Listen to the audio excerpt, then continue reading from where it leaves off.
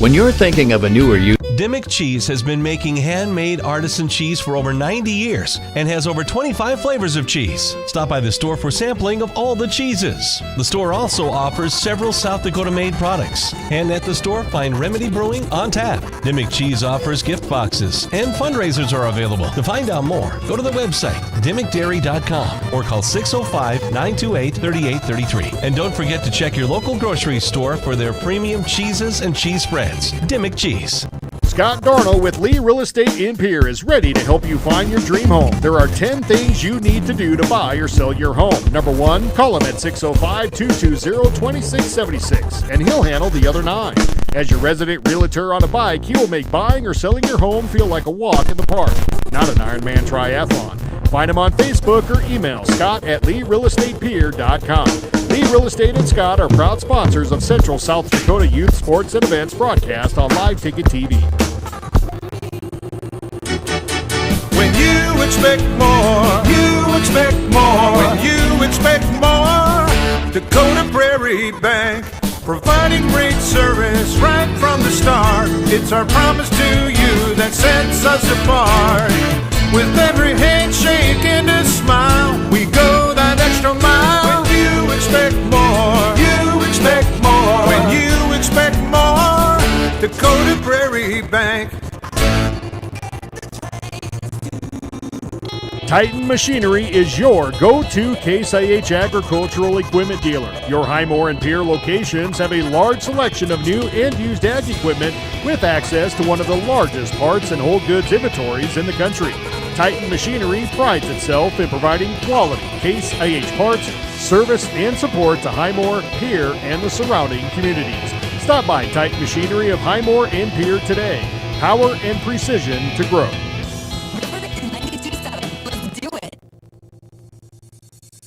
The Best Western Ramkota Hotel in Rapid City supports all South Dakota student athletes and their families. They are conveniently located off Interstate 90, close to downtown and minutes from the beautiful Black Hills. The Ramkota offers sports and family-friendly rates. Guests can relax for free in the indoor water park. They have 36,000 square feet of banquet and meeting space, and the award-winning Minerva's Restaurant and Bar is located on site. Best Western Ramkota welcomes everyone to beautiful Rapid City, South Dakota. As community bankers, BankWest employees are deeply committed to supporting local causes, growing the local economy, and creating local opportunities. At a time when you can bank anywhere, we hope you choose BankWest. We'll be your financial partner for the long haul, helping you and your community achieve financial success. BankWest. Convenient, connected, committed. Member FDIC. At DK Auto Repair in Pierre, we take pride in our fast and professional auto service. Our well-trained techs specialize in transmission repair, tune-ups, brake service, suspension engine repair, auto diagnostics, and general maintenance repairs and oil changes. Making sure you and your family get from point A to point Z and all points in between is what motivates us to provide you exceptional service. At DK Auto Repair, we proudly support every Pierre Governors event, the students involved, and their families. Your winning destination, the Golden Buffalo Casino in Lower Brule, gives you more chances to win. Hot seat drawings, pick a prize drawings, chances to win great prizes, the hottest slots around. It's all just waiting for you at the Golden Buffalo Casino. Find out more by logging on to thegoldenbuffalocasino.com and by following them on Facebook. Just minutes north of Reliance, exit 248. We'd like to thank you for tuning into this broadcast and supporting our area youth. The Golden Buffalo Casino, proud to support Live Ticket. Dosey's Signs in Chamberlain isn't your run-of-the-mill sign shop. Todd and Doug take the time to listen to your needs and come up with an innovative and effective design to fit your budget and take your advertising to the next level. Dosey specializes in any size or event sporting banners, storefronts and awnings, and letters or numbers for windows, vehicle boats, and enclosed trailers. Need something more flashy? We can do a vehicle wrap, illuminated signs, billboards, and LED lighting. If you can dream it, we can design and build it. Dozie's is a proud sponsor of local sports and communities activities. For over 70 years, Pitt's Design Build has earned our reputation locally for serving communities across South Dakota. We provide design and building services for schools, hospitals, churches, commercial offices, multifamily housing, and so much more. Pitt's Design Build is conveniently located in Pierre, Mitchell, and Sioux Falls to serve you and your organization. We bring value to our clients by facilitating the design and/or construction process. Give us a call today and check us out at pittsdesignbuild.com for a free building consultation. The Pierre Fire Department has a strong and proud history of volunteering for our community since 1881.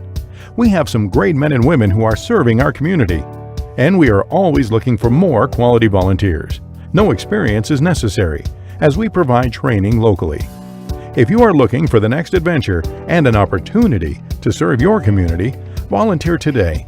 It's as easy as calling 605-773-7401 to get started. At Jan Bussey Ford & Highmore, they've been building partnerships for life by treating customers right, offering a low-pressure sales process, no haggling over price, passing low overhead savings on, and providing a Ford-certified service department fixing it right the very first time. If you're looking for a new Ford, a quality pre-owned vehicle, a new or used ATV, or a trailer, stop by Jan Bussey Ford & Highmore and experience the difference. Jan Bussey Ford, building partnerships for life. Have all of your painting supplies at the paint store in Pierre. They mix paint and they color match paint. They carry interior and exterior stains. Great selection of paint. Find it at 1006 East Sioux Avenue in Pierre. The paint store, 605-224-8312, 224-8312. The paint store is a proud supporter of the Stanley County Buffaloes and the Pierre Governors in sports and activities. The paint store, same great paint, same great services. Briggs Trucking and Construction in Fort Pierre provides quality freight transportation services, cargo hauling, excavation, and demolition services. They also specialize in dirt and gravel work for everything from commercial work to new construction. Briggs Trucking and Construction will haul everything from light poles to farm and agricultural supplies. The bigger the job or the bigger the load, the better, as that is where their expertise really shines. Contact Briggs Trucking and Construction at 605-280-2848 or email them at cbriggs25@pi.midco.net to visit about your next project. Graham Tire of Pierre is your premier hometown shop, specializing in tires to fit vehicles, from ATVs to large farm equipment and everything in between. At your tire store next door, you can find a plethora of brand name tires that range from 4 to 10 ply and much more. Our highly skilled technicians can handle brakes, heating, and air conditioning. Call us today at 224-8643 or visit us at grahamtire.com. Graham Tire is a proud sponsor of Pierre and surrounding communities' local activities. Wow, Bill, you're walking so much better. What did you do? Well, I got so tired of the pain and nearly fell. And one of my friends recommended physical therapy at Winter Physical Therapy. And you know what? My back also stopped hurting. Huh. So how did you get started? My doctor wrote me a referral, but that's not always needed. Turns out you always have a choice where you want to go. So why did you choose Winter Physical Therapy? I love to support our locally owned small businesses, and quite frankly, they give great personalized care. Winter Physical Therapy. Exceptional care.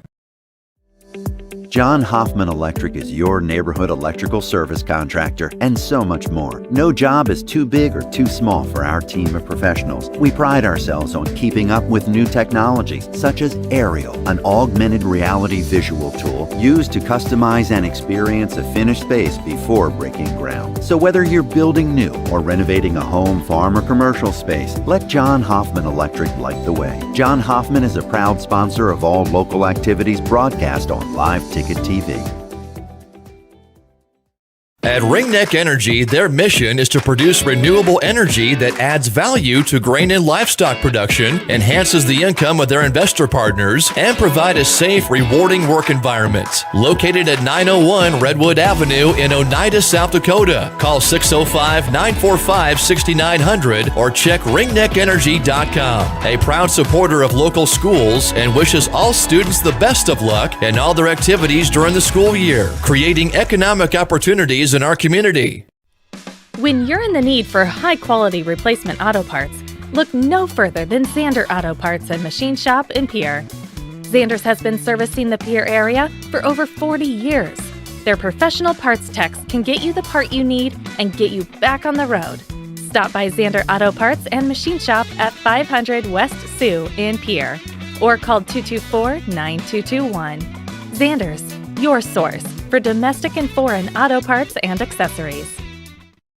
Riverview RV Park overlooks Lake Sharp on the Missouri River. They have all the amenities from full hookups, laundry, showers, dog park, play area, and free Wi-Fi. There's no need to drive across the country. When here in central South Dakota, you can find some of the best fishing and the most spectacular sunrises and sunsets. Call us today at 605-280-6266 or reserve your next camping spot online at briggsrvpark.com. Make Riverview RV Park your home away from home experience. In duels 2 and 3 within the ESD. Of course, both teams out of Region 3A. They'll see each other in the region tournament in about a week and a half, but they'll tune up for that region tournament with this one duel coming up here tonight at Riggs High Gym with Trinity Pearson in studio and Jordan Lutmer running live ticket video streaming, which you can get through drgnews.com. I'm Brian Oakland. We'll be joined by Coach John Calda in a little bit as well to give you coverage of Governor Wrestling. But let's open with a 2-minute timeout in our pregame,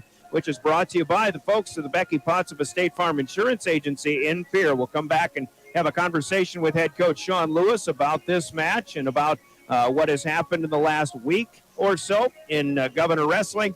And, of course, starting lineups and more coming up in our pregame show for Governor Wrestling on the way, 1060 KGFX, live streaming at drgnews.com.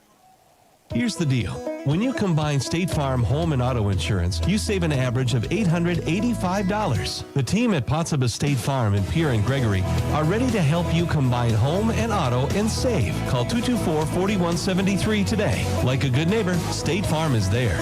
Average annual per household savings based on 2019 national survey by State Farm of new policyholders who reported saving by switching to State Farm.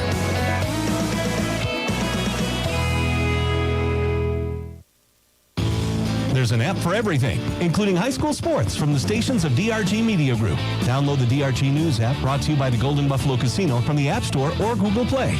It takes only a moment, so you'll have it in time for this game. See live and archived video of all games. And when you select your favorite station during the live stream, the video will immediately pop up. See Central South Dakota high school sports on your phone or mobile device with the DRG News app brought to you by the Golden Buffalo Casino. Download it now at the App Store or Google Play. From the early days of South Dakota statehood through today's digital revolution, BankWest has remained committed to helping customers and communities succeed. BankWest Associates uphold this commitment by developing innovative products, tailoring financial solutions to customer needs, and actively supporting community causes. For a bank committed to helping you and your community prosper, choose BankWest. BankWest. Convenient, connected, committed. Member FDIC.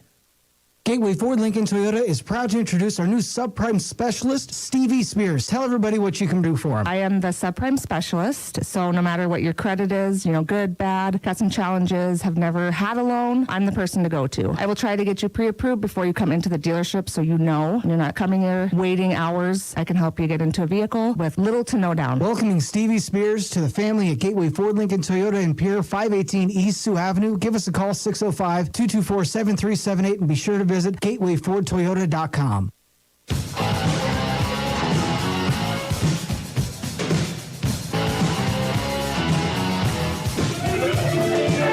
Back at Riggs High Gym as Governor Wrestling's coming up, and there's nothing like Careless Whisper by Wham that makes you want to wrestle. I don't know how that one got in on the PA system, but Brian Oakland here as we remind you, by the way, on your way to and from high school sporting events, the South Dakota Office of Highway Safety says to buckle up, and that snow means slow. We don't have a lot of snow, but remember to slow down in case of winter driving conditions and buckle up every trip, every time. The South Dakota Office of Highway Safety. We're going to start our pregame with a conversation with head coach Sean Lewis, and our coaches' conversations and keys to success in our Becky Pottsabah broadcast, the State Farm Insurance Agency, brought to you by Central Dakota Eye Care. Should also mention that we originate our broadcast from the Hughes County Sheriff's Office broadcast booth. Thanks to the men and women for the Sheriff's Office and all first responders for doing what they do, and also for giving us a place to originate our broadcast from the Hughes County Sheriff's Office broadcast booth. Let's talk with the coach, see what he has to say. All right, let's talk keys to success here. Wrestling duel, the final one of the night, the final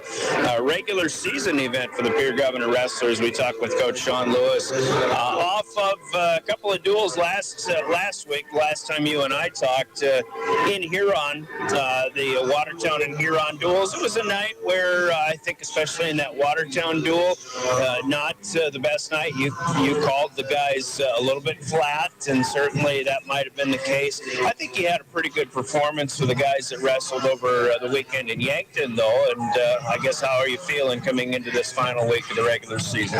Yeah, that our guys who performed in Yankton, I mean, we really stepped it up. You saw our actual guys out there, not the flat guys like, we saw that Thursday night. So, I think we really rebounded well. On Friday in practice, we just kind of put a lot on them, saying, ultimately for a lot of you, this is your season and you're to the end of it, and so you need to start taking some more responsibility. And then, on Monday yesterday, I thought we had probably one of our best practices of the year. Got after it, super focused from the beginning all the way to the end, and then tried to remind a lot of them, like, hey, seniors, it's your last chance in this gym. And when you think you're out there and you're wrestling by yourself, the rest of you guys got to remember that you're wrestling for these seniors, and you're showing them out and getting them out the door, and you want them on a positive note, and try to let them know that for a majority of them also, like, hey, we've been in your corner since the second grade. You mean a whole lot to us, and so we want you to end it right, not by chance have the downfall that we had on Thursday night. With that Yankton roster that you had, I mean, a lot of guys were missing because just too many weigh-ins, which you talked about the previous night before that. But I think with what you had that faced the Rapid City Stevens and the Watertown wrestlers once again, I mean, some of the top competition that you're really going to have to deal with. What did you see from them? And really also, in addition to that, how healthy are you coming into this last weekend? I think we've done a really good job getting healthy. We finally got Hayden Schaefer back in practice yesterday. So, I mean, we're gearing up to where the healthiest that we'll have been all year is going to be at the region tournament, which, I mean, you can't ask for anything else. That's ultimately what you're striving for, to get to that point in the season. And, I thought our guys who stepped in Yankton tournament did a great job. Jackson Sharon battled hard at 138. Hudson Schaefer battled really hard at 132.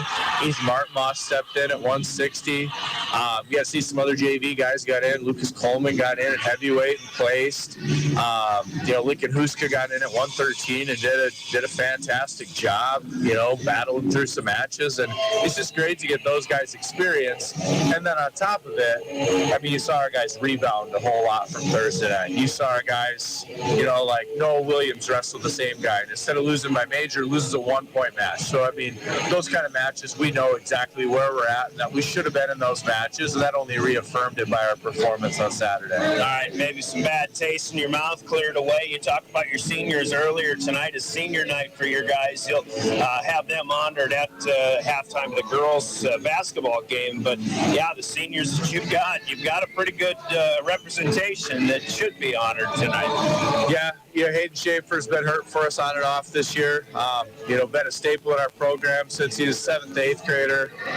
Blake Judson, the guy's been a workhorse for us, just an absolute stud in the room and on the mat. I mean, you're talking about a guy who you're like, hey, I wish everybody could practice like that guy practices. I mean, he's it. And then, Nate and Noah Williams as well. They've just been around the program through their brothers and everything, so I feel like I've known them since they were babies. And then you got Kylan Horsley, again, another kid who's been with us forever, not able to make it into the varsity lineup, but he's stuck with it. He's done the deal. We've got him some varsity matches here and there. We're just super happy at what he brings to our program with positive attitude, leadership for the young kids.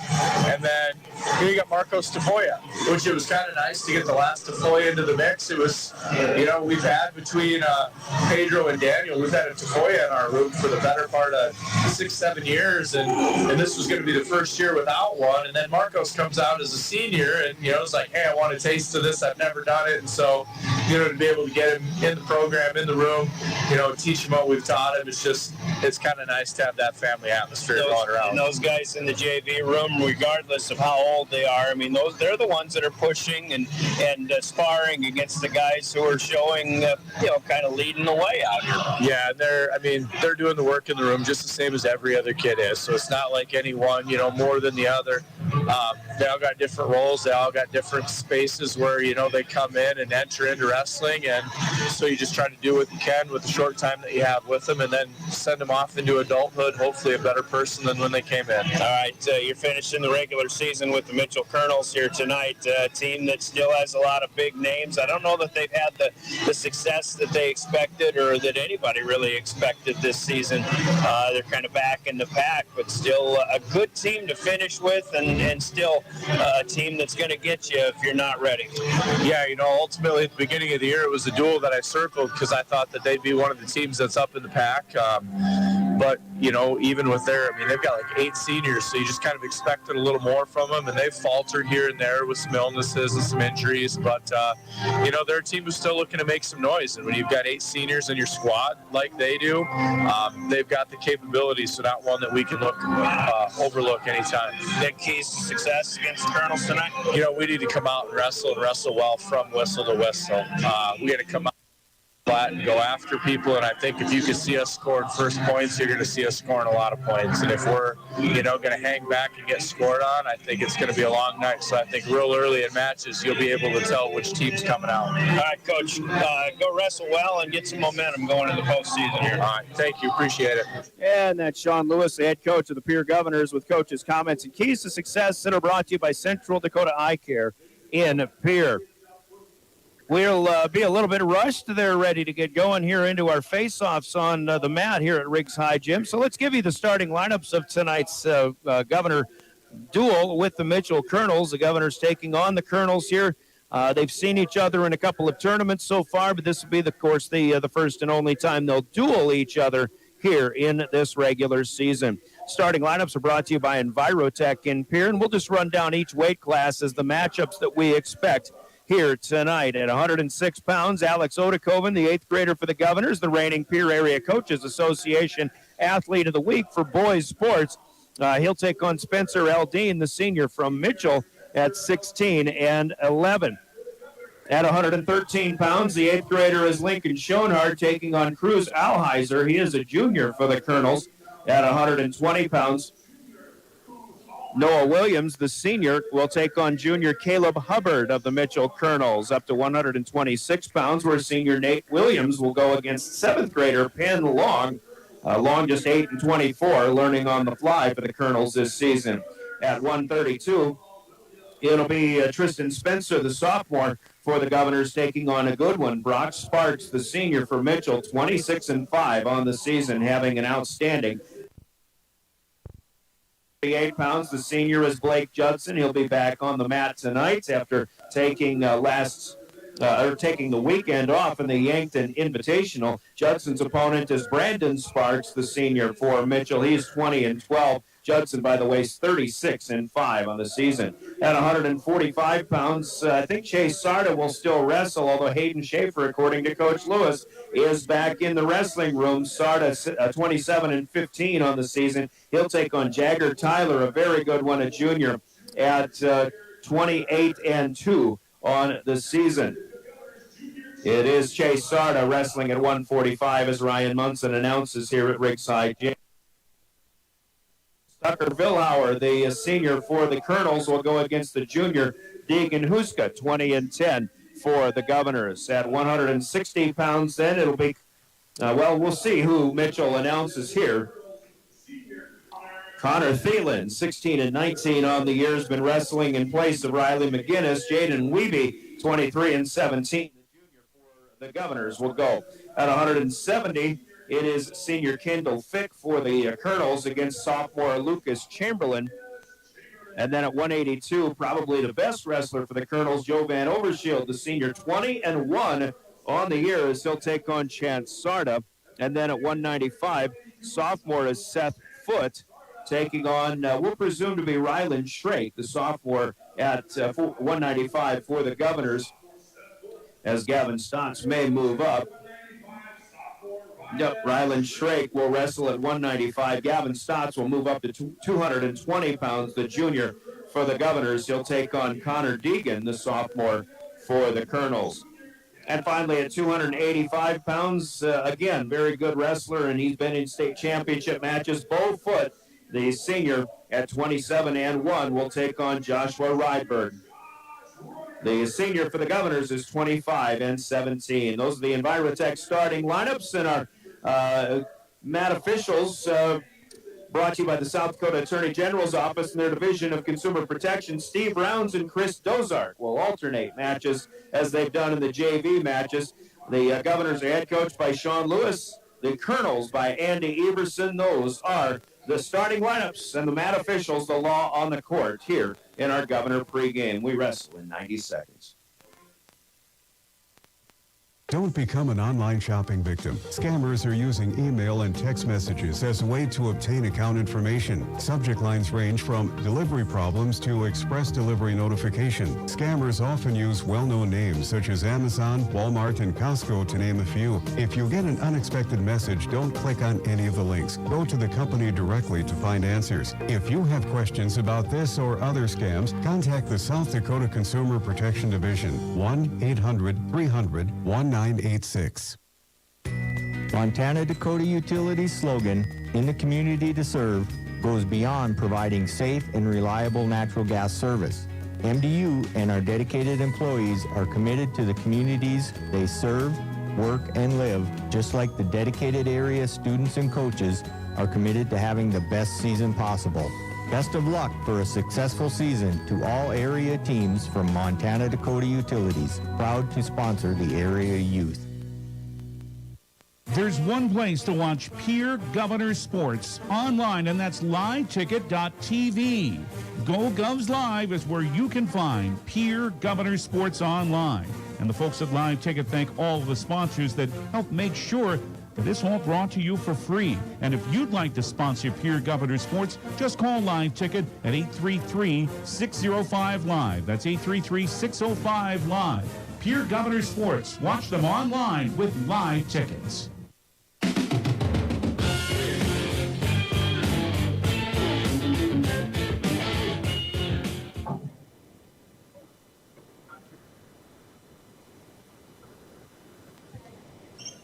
And welcome back to Riggs High Gym as we get set to wrestle. Final night of the regular season, and joined by head coach John Calda of the Pierre Middle School program. And coach, I tell you what, nothing goes faster than a wrestling season. It seems hard to believe here. We're already at the end of the regular season. There is a week and a half before regions, but an important tune-up for the Governors here tonight. Yeah, we always kind of, talk about the doldrums and the low times of the year, I guess, and it always seems like January 1st and kind of that time, it's like, you look ahead, it's like, oh, we got a month and a half to go, but by the time you know it and all the competitions that are happening, it's already February and we're getting ready for postseason. Well, our first match of the night is actually at 145 pounds here, so Chance Sarda will go against Jagger Tyler, and then we'll wrestle up through 285 pounds all the way back to the 106 and up through 138. So Blake Judson and Brandon Sparks will be the final match of the evening. But Jagger Tyler draws first blood. Tyler just 2 losses on the season against 28 victories.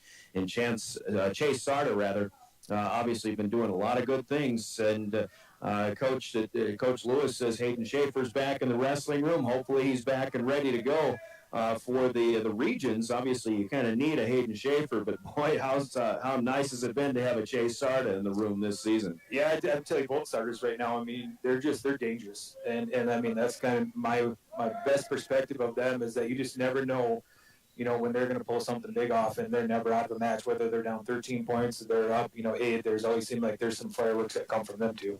Well, Jagger Tyler is kind of going and just getting better and better as the season goes. Here he's got Sarda turned over, and I think mat official Steve Rounds, he counted 4 seconds, so a 2-second near fall, so a 4-0 lead now, and we've got 40 seconds to go here in the first period. First match is at 145.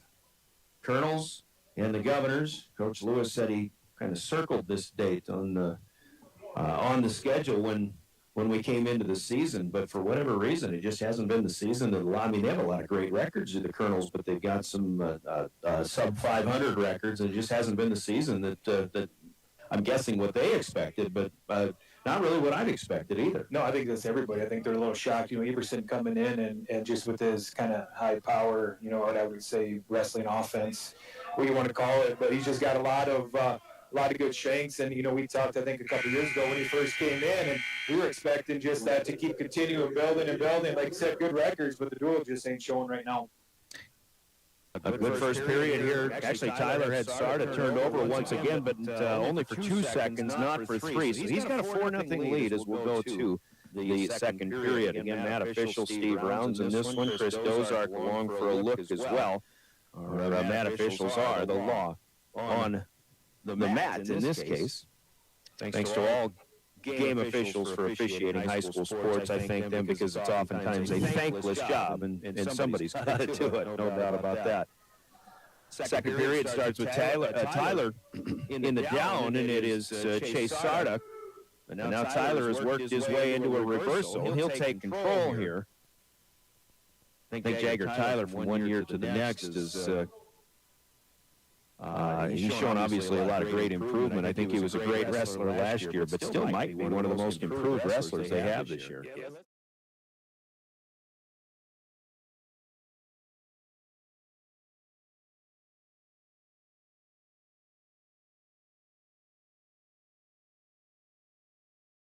And he's going to make sure that they're ready to go. And reason Coach Lewis circled this date is because we're expecting a pretty good competition, even though, again, kind of looking at their record, it doesn't necessarily look that way.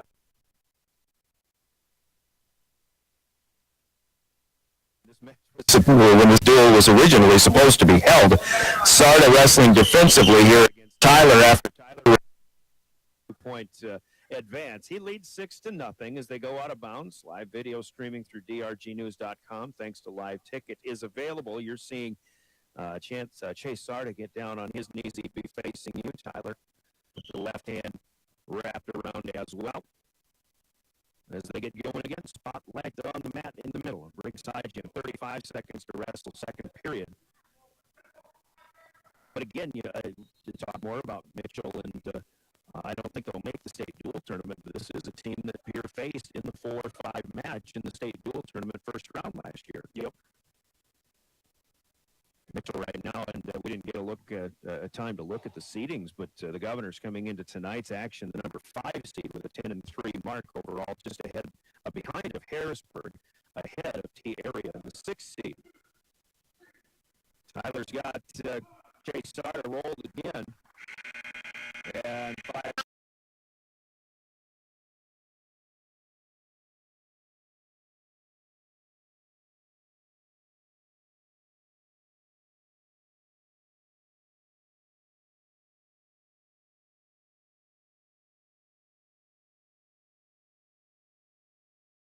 I mean, I don't think he really wanted to go back to his feet with Sarda, to be quite honest, just with how dangerous he is. But, I think we made a good choice there, going both up and kind of getting him back to where maybe he can score some points and maybe get us some points on the board here. But, I don't know if Everson's going to expect him to open it up this third period and start taking him down, maybe looking for a tech fall. But he's been doing pretty well on top and getting to his tilt and scoring points there. So we'll see how he finishes this.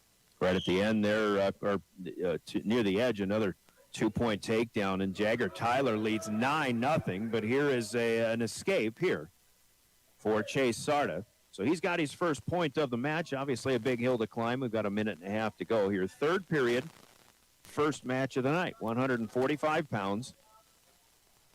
Wrestling all the way to the end. We'll come back and finish at 138. There's another Tyler takedown. Clearly this guy scores in a lot of ways. Yeah, I mean, again, just going back to he's scoring on top, he's scoring on bottom right now. He's just looking comfortable wherever he's at. So we'll see what he can do. And you mentioned technical fall. He would need 3 more points. And, of course, Chase Sarda trying to prevent that. Even right now, you'd want to minimize damage and keep this at a major decision if you can. As Tyler tries to come with the double wing here. Just trying to force him over left to right. Uses his legs to get that over. Boy, that's some good leverage there for Jagger Tyler. This is going to do it with a technical fall. I don't think he can pin him in this hold, but Tyler, how impressive a start here for the Mitchell Kernels. He's got the 3 points he'll need. We're just waiting to see if he gets a pin in this hold. Sarda's still in trouble. Got 20 seconds to go. That's going to show a lot about Sarda right here as far as how is he going to finish this. And that's exactly what you want to see out of a head coach right there, is not giving up that pin. So the technical fall with a win of 16-1, and Mitchell will strike first. They lead 5-0 as we'll pause for 30 seconds and head up to 152 pounds next. You're listening to Pierre Governor Wrestling. Dakota Storm Roofing is a locally owned roofing company in Pierre, specializing in both residential and commercial roofing services. They can handle your asphalt shingle, metal roofing, and flat roof needs. New construction, plus all types of roof repairs. They can handle the finishing touches, adding fascia, soffit, and gutters too. No job is too big or too small. For a free estimate, call Dakota Storm Roofing at 280-9794. Go to dakotastormroofing.com or find them on Facebook or Instagram.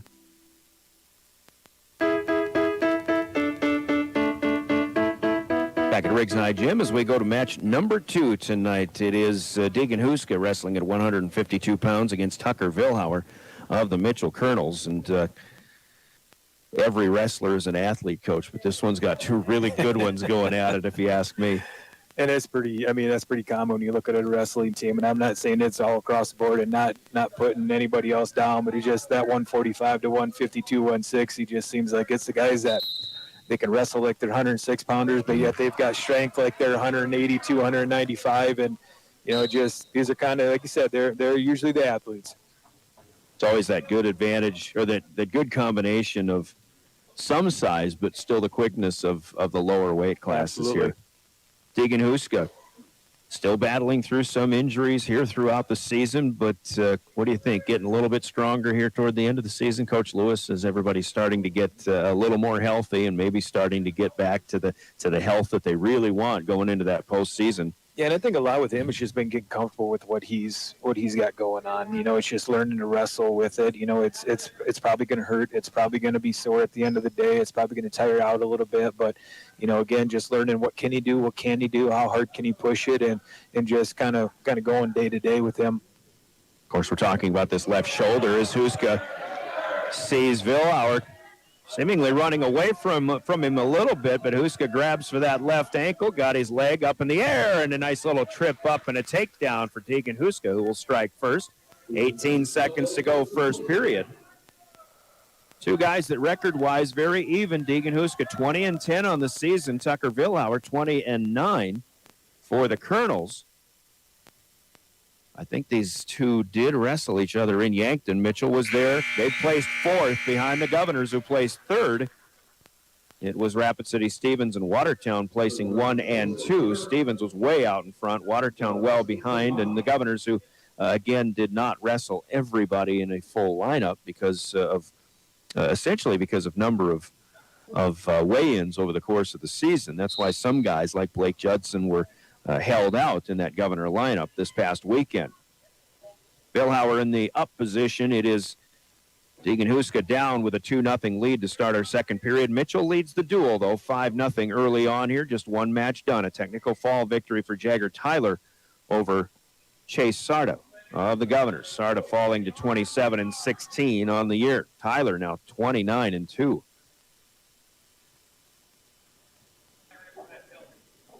And again, talking about maybe,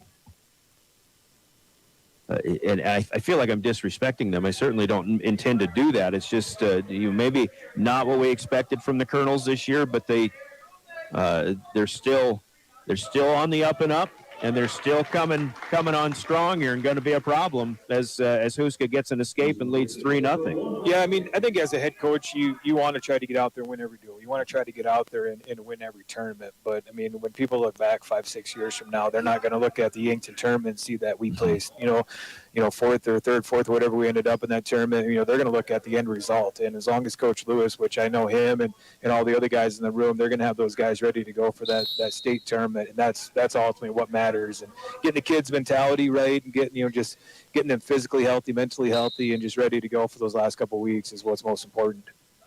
All right, these two wrestling after going out of bounds will size each other up once again. 3-0. Huska leads. It's one of these matches where you see a lot of evenness, but you just like Huska did in the end of that first period, you got to pick your spot and take advantage of it, and it was good to see him do that and see if he can do it again here. Yeah, great reshot on him when he took. Bill Howard came in and took a shot, down blocked it, was able to get it in, and didn't force the shot by any means, just taking what's there and just being patient with what he's given. 18 seconds on the reset again. As they went out of bounds up top, Bill Howard tries to get in underneath, and Huska flattening out just a little bit. Now Deegan trying to gain some leverage here in small time, just 2 seconds and 1, and our second period will come to an end. So Huska got the escape that he needed, couldn't get anything more, but he still leads 3-0. And this will be Bill Howard's choice as he'll go neutral up top, and I think even Bill Howard now going neutral just to try to see if he can score a little bit quicker rather than having to start in a down position. Yeah, even with an escape, you get a takedown, and it's still going to be tied up from there. He's probably going to have to look at cutting Huska anyway and score 2 takedowns, so why even waste energy on bottom and just going and just trying to get your 2 takedowns from there. And, obviously I like position that Deegan's in. Looks like he's feeling pretty comfortable out there, and he'll look to attack here whenever there's an opening. Another reset. We're at 1:30 in the third period now. Huska and Vilhauer. Deegan still seems to be putting some wins together here of late, though. Again, 20-10 on this season. Vilhauer tried to come in, and he gets underneath, and that's a nice takedown there as they'll go out of bounds. Vilhauer with his first 2 of the match. Trails 3-2, and like you said, he'll cut him loose right away. And as we reset, that's a 1-point escape and a nice comeback here as Deegan Huska gets 2 legs and a quick takedown. I don't think Tucker was ready for that one. Nope, not at all. He was thinking he was probably going to get about a 30-second probably break there before he needed to go again. Just came in a little flat on his feet. And as the score now 6-2. If I'm reading Vilhauer's mind there, I'm probably thinking I got to get a quick start on this reset, but Deegan just beat him to the punch. Yep, absolutely. So Huska working on top here. Legs locked in behind the 2. Whether you can see that or not behind, okay. On the live video streaming, once again, we are streaming through drgnews.com, gogovs.live, and liveticket.tv. Wrestling duel to start. We've got girls basketball, Pierre and Huron later. They're playing the JV match over in the auxiliary gym. Pretty neat way to put a full night of high school sports together here at the Riggs High facility.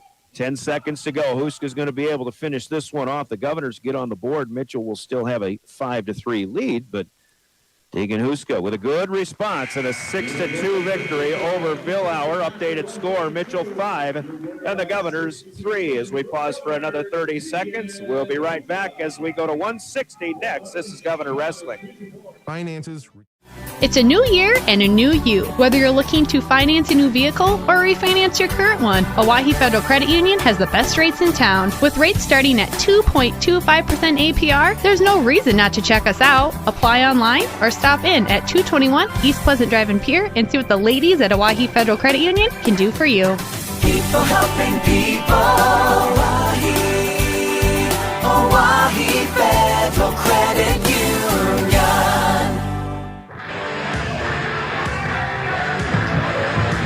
Here we go to 160 pounds, and right on cue, Jaden Wiebe at 160 for the Governors, 23-17, taking on senior Connor Thielen of the Mitchell Kernels. Thielen coming in at 16-19 on the year. Thielen has wrestled some. Riley McGinnis, who's been in the Mitchell room for a number of years, is wrestling some. As Wiebe got that takedown, and now 45 seconds into this match, has his man cradled up. Hasn't been able to rock him over yet. Coach Calda, in our last broadcast, whether you were watching when we were over in Huron or not, I think, a little disappointing, I think, with the flatness that Coach Lewis referred to in the Watertown duel. But one guy that really came to wrestle that night was Jaden Wiebe. He had 2 really impressive matches. And it's not shocking, just again, he's an athlete. He's a kid that, he's got speed, quickness, and, that you like to see that a team at least find that one shining moment or a couple shining moments, even when maybe the team's a little bit flat, you've got these leaders on your team that are still going to rise to the occasion and do what they need to do, and just really like what he's doing this year. Huska couldn't get him turned over in that cradle, trying a little more painful tactic here. 15 seconds to go. Trying to get that wing over back behind the head, but Connor Thielen holding his own so far. Wiebe working leverage this way, and he got him spun over, but he couldn't hold it. And now Jaden's in a little bit of trouble as the first period comes to an end. Boy, saved by the bell a little bit there. Yeah, good scramble position. Again, just Wiebe was able to keep his head high in that situation, and head high usually wins in a scramble, and was able to secure it. Here is Connor Thielen will go to the bottom. We'll start the second period. 2-0, Wiebe out in front. Now, Jaden's coming into this match as a favored wrestler. He got a quick takedown, but he might be a little frustrated right now not being able to score much at all the rest of that first period for more than a minute and a half there. Yeah, and he's working hard. I mean, I think we're going to see this cradle open up for him again. Seems like he's kind of working from that wing to the cradle butcher, and I think eventually he's going to find something that's going to be successful here. Trying to force that head closer to that left knee so he can reach on through, but that's, again, not materializing yet. Pushes him back to the middle. Wiebe up top, obviously maintaining controls for the first 45 seconds of the second period. Started up top, in no danger of losing that position yet.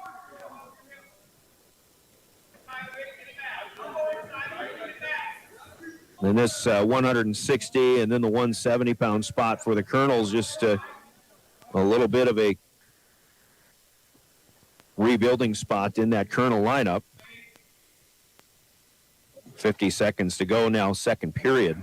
5-3, Kernels lead the Governors in the duel.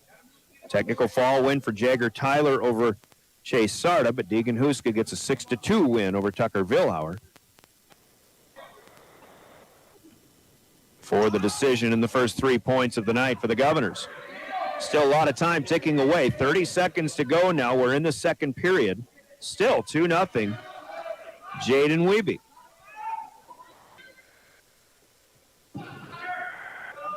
This might be one of those, Thielen, knowing that he might be the underdog, is the one who's got to wrestle defensively, and you got to give credit to him. Just going to go and say that as far as, again, Coach Everson, I guarantee has coached his kids up just like Coach Lewis has coached his kids up on it. Every match is important in a duel, and it's a little bit different than a tournament setting where, we don't want to give up pins. We don't want to give up those majors and so on. So now it's like, okay, get taken down, whatever you can do to not get a pin. You might not be looking to score necessarily, but at least just not getting scored on.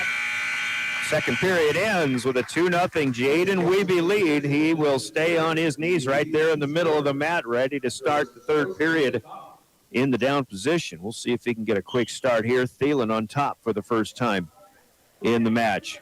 And Wiebe able to get to his feet. Thielen's foot up in the air, leg up, and Wiebe not happy with 1 point on an escape. He gets 2 on a reversal. Yeah, I like this call by coaches.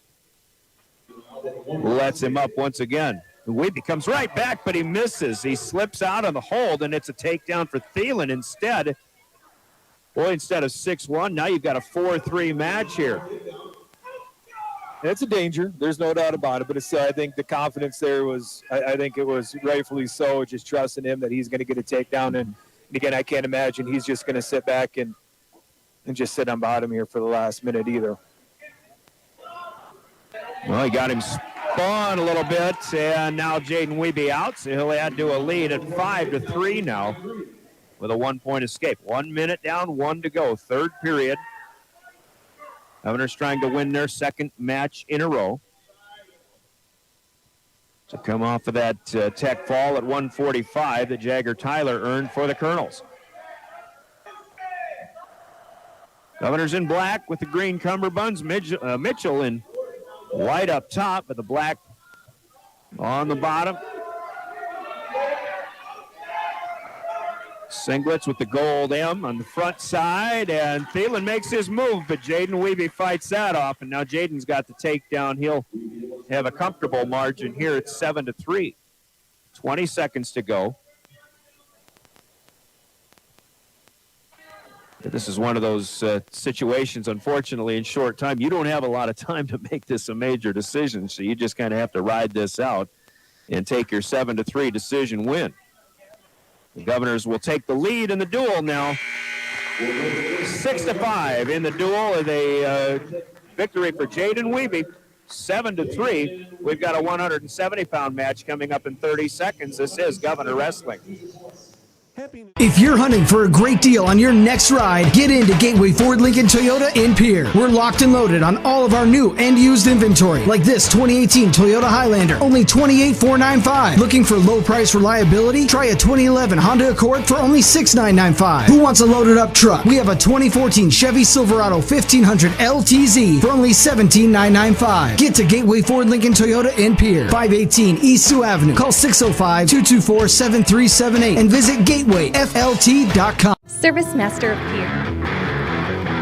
Back at Riggs High Gym at 170 pounds. This is our fourth match of the night. We started at 1:45, a 5 o'clock start for high school wrestling. Brian Oakland with Coach John Wayne Calda alongside here. Lucas Chamberlain takes down Kendall Fick, but then lets him up quickly. 2-1 to start here with 1:25 to go first period. Lucas Chamberlain, the sophomore for the Governors, 26-14 on the year. Fick having some struggles. He's 9-20 on the year. You know, I think what Mitchell has, I recognize the name of Kendall Fick. I recognize the names Connor Thielen, Riley McGinnis, guys that have been in the room. They're trying to take their opportunities here as they get the opportunity to be in the varsity ranks now. But you know, again, just every team has those guys that are good partners in the room, and I think that's one of the things that just hasn't worked out for Mitchell this year, is that the guys who have had to come up and fill the shoes just haven't got the wins that they were hoping for.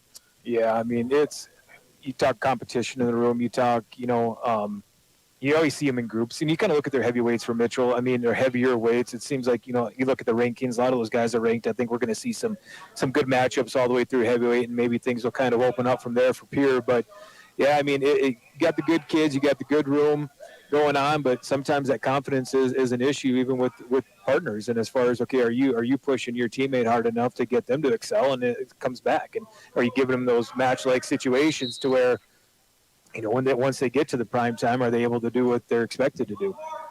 Chamberlain, in the meantime, working on another takedown, so he's got a 4-1 lead.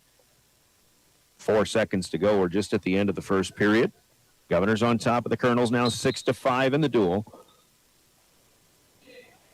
And there's the end of the first period. Once again, take a look at these rankings. We mentioned the Governors have slipped to 5. Harrisburg has passed them. Harrisburg 17-4 on the season. Brandon Valley perfect at 15-0, but they're the number 3 seed, still behind Watertown 10-0, and Rapid City Stevens, who is 10-2. And one of Stevens' losses, of course, right here at Riggs High in the East-West duels to Brandon Valley. Chamberlain slips out, gets a 1-point escape to start the second period. He'll now lead 5-1. I'll tell you what, Coach, you still look at these power rankings, and despite the loss for the Govs to Watertown last week, Watertown's still in number 1. Pierre is still in the 4-5 matchup. I think they still like that matchup with Harrisburg as Chamberlain scores another 2, leads 7-1. You'd really love to see Watertown stay in that number 1 spot if you're Pierre, as opposed to having to match up maybe in the semis against a Brandon Valley or a Rapid City Stevens, who right now are on a collision course to meet up in the semis. Yeah, there's no doubt. I think Pierre and Coach Lewis and those guys would love to see that matchup again. I think they felt like they left a lot of points on the mat that night against Watertown and feel like that would be a little bit different outcome next time they do wrestle. And I think just getting on that opposite side of Brandon Valley right now is going to be key to, wherever we do, end up as far as the dual rankings go. 7-2 here as Chamberlain led up his man Kendall Fick a second time. 45 seconds to go. Third period, Fick comes in. There's one problem with that theory, though, as Chamberlain will score another 2, 9-2 after that takedown. The problem is Brandon Valley and Watertown duel each other on Thursday night. Oh, they still got that duel left. They do. So things could change a little bit. Yep, very much so. That'll be a duel with these Mitchell Kernels as well. In a triangular, Brandon Valley is dueling Brookings and Harrisburg tonight. Harrisburg will get both of those teams, Brandon Valley and Brookings. So you might see Harrisburg move out of the 4 spot, depending on how things go, or they might just very well stay there. Brookings, by the way, is a 7 seed right now with a 6-2 mark. They've been dueling quite well this year. Chamberlain trying to get his man on his back once again, but here with 1 second to go in the second period, Lucas Chamberlain's just been scoring at a very efficient clip. He's got a 9-2 lead here. 1 whistle, 1 horn. We'll go to the third. The choice belongs to the Mitchell wrestler. Fick is going to stay in the down, but Chamberlain, he's not happy with that. He wants to go from his feet again, so he'll let Kendall Fick up, give him 1 point for an escape. Updates the score at 9-3. Chamberlain already with 4 takedowns. I think it's 4 takedowns. I don't think he scored any back points as we've been chatting about other things during this match. And this is where Lucas is comfortable. 4 points from his feet. I think he knows that if he can go feet to back, it's going to help the team point out a little bit. Oh, and just like that, Fick rolled right into it. Takedown here for Chamberlain makes it 11-3. There's a major margin, and now we've got a whistle. And that was an official's timeout. I'm not sure. I don't know if the officials thought there was blood or not, but they checked the situation, and Chris Dozark says, well, let's reset. Fick quickly up to his feet, but there he goes back as Chamberlain throws him back gently. Now into a cradle, and Lucas Chamberlain starts to score. And he'll get 3. There were 5 seconds counted there, so 14-3, Lucas Chamberlain. Chamberlain again in a match that he's favored in, but still, I've been saying it all year. We talked about maybe Jagger Tyler's, just speculating, being one of Mitchell's more improved wrestlers from one year to the next, and that honor in the peer wrestling room's got to belong to Lucas Chamberlain. Yeah, I mean, we've always been pretty, how do I say, let's just say we're not shocked with him. He's always been a kid that just stays in really good position. He's got a little bit unorthodox style with, how he wants to keep getting into his underhooks, and he kind of leaves himself open a little bit, but he's just always in control no matter where it's at, he seems. And he's another kid that's dangerous. We talk about the starters being dangerous and being able to put a guy feet to back from any situation. I mean, he's one of those guys as well. And again, looking at a sophomore wrestling in an upper weight class, that's tough to do. That's not an easy feat by any means. Here is he'll let his man free. Still has a 10-point margin. 15 seconds to go. And Lucas, I imagine he was basically asking Coach Lewis, do you want to kind of play him a little bit loose, or should we just stay tight? I'm sure he's probably a question asker in the wrestling room to learn more all the time. Yep, he knows that he's obviously out there as a team and not individual-wise, and he's going to do whatever's going to help the team. So, good kid. One final takedown for Chamberlain. The final score in that match, 16-4. Another good match for Lucas. He'll improve to 27-14 on the year. Score on the Wagner Auto scoreboard after 4 matches. The Governors now lead the Mitchell Kernels by the score of 10-5. As we'll keep it here, scoreboard from Wagner Auto Company and Pierre, the one place to go. Ryan Oakland with John Wayne Call to Trinity Pearson in studio. We've got Jordan Lutmer doing camera work as well. As per usual, at 182 pounds, the Kernels have just once beaten Joe Van Overshield. He'll take on Chance Sarda, the sophomore, for the Governors. Van Overshield strikes first. And a takedown gives him a 2-0 lead. Van Overshield, one of the tops, and if Lucas Chamberlain is a much improved wrestler, perhaps Chance Sarda is too. But I'm coming to know, and I think Governor fans are too, that this is one guy you just don't blink when he's on the wrestling mat, because he can make things happen in a hurry. No, he's exciting. There's no doubt about it. But Van Overshield certainly is not somebody you're going to surprise very often. 1:10 to go after they went out of bounds. First period, 2-0, Joe Van Overshield. You talk about these athletes through the middle weight classes. I would venture to say this guy is, he might be the best athlete in that whole high school at Mitchell High. This guy's a stud. Yeah, he's been fun to watch, kind of develop into what he is right now as far as a wrestler goes. Obviously, he's successful on the football field and such, but just the power, the quickness, just the size, and being able to put that all together on the mat has been pretty phenomenal. He's had a pretty good career here. Good grip on the wrist of Chance Sarda, working through the legs to try to then use that arm to pull him over near the near edge of the circle. This is pretty much what Jagger Tyler was working to his advantage in that first match of the night. Runs out of room, though. Can't keep Sarda in space, and he'll have to come back to the middle to try it again. 2-0 Van Overshield leading. 25 seconds to wrestle first period. Mitchell, by the way, their seeding right now has them in the 12 spot with that 8 and 7 mark. And Van Overshield has Sarda on his back.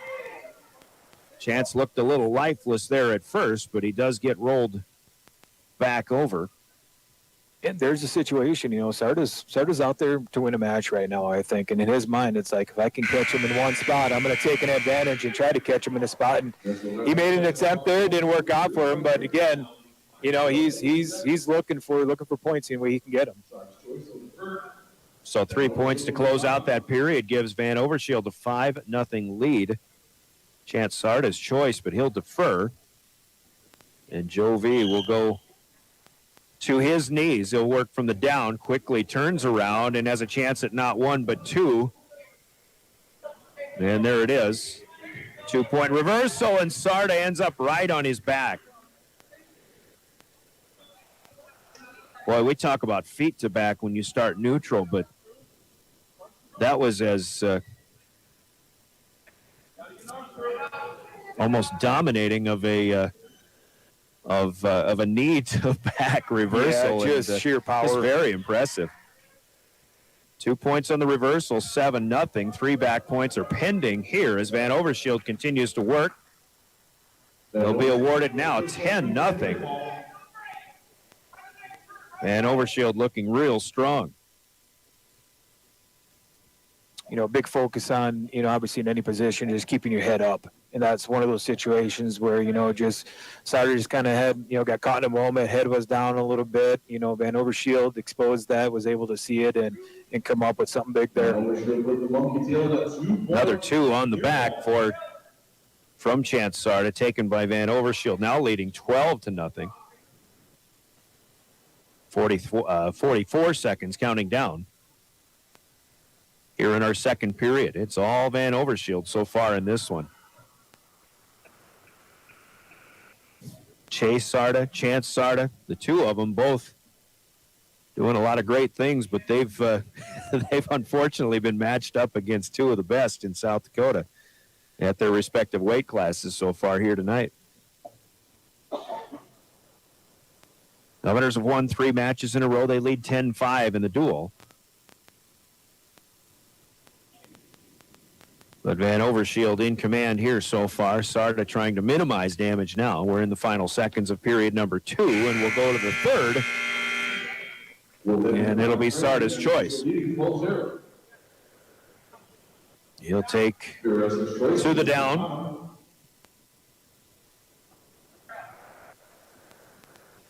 like how they're working this out with these officials, Dozark and Rounds, two guys that have done a lot of officiating over the years, and I'm sure we'll see them both at the state tournament again. Yeah, it's neat to see them in this kind of an event working together. I mean, a lot of times you're looking at maybe one ref, you don't have an assistant ref, but to have two of the best, in my mind, at least in Central South Dakota, if not in the state, working this save. I mean, they're a really good crew together.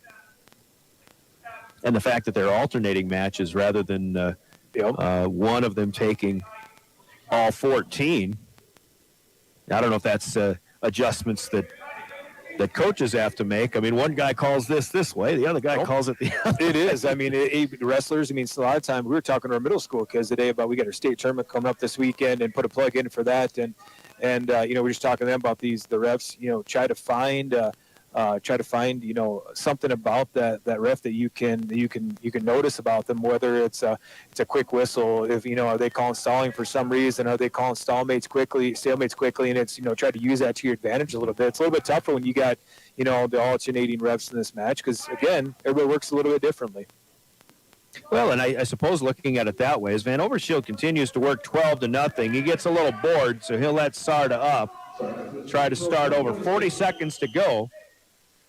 But the next time the Governors wrestle, and Mitchell's got Thursday night, and then they're done with their regular season, and then a week and a half away, you're going to have a different official in every match because it's going to be region tournament time. Absolutely. And the mindset changes even if the ref, and it shouldn't, but you got a lot of judgmental calls in the sport of wrestling, and sometimes in a dual format, things are a little bit different. You get to the regions and state, they're looking for a little bit more high, potent kind of offense. They want a lot more action. They want to give the fans a little bit something to look at, and I think their mentality changes a little bit as well. That's 2 for Van Overshield on the near edge.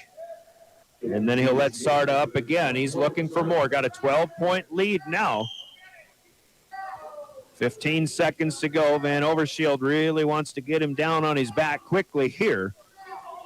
Like Jagger Tyler 4 weight classes ago, looking for a potential technical fall. Here's a stalling warning to Chance Sarda, who was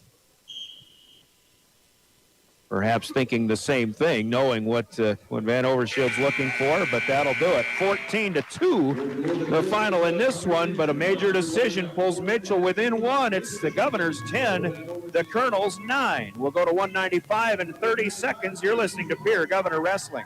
Is your go-to service experts for a wide variety of cleaning needs. Since 2003, we have developed the most effective methods and products to service virtually every type of industry. We're known for our exceptional carpet and upholstery cleaning, but did you know we also offer cleaning of all types of flooring, along with providing fire and water restoration, commercial cleaning, janitorial services, and construction cleanup. Service Master of Pierre is a proud sponsor of TF Riggs, Governors, and Lady Govs, as well as Stanley County Buffaloes and Lady Buffs activities.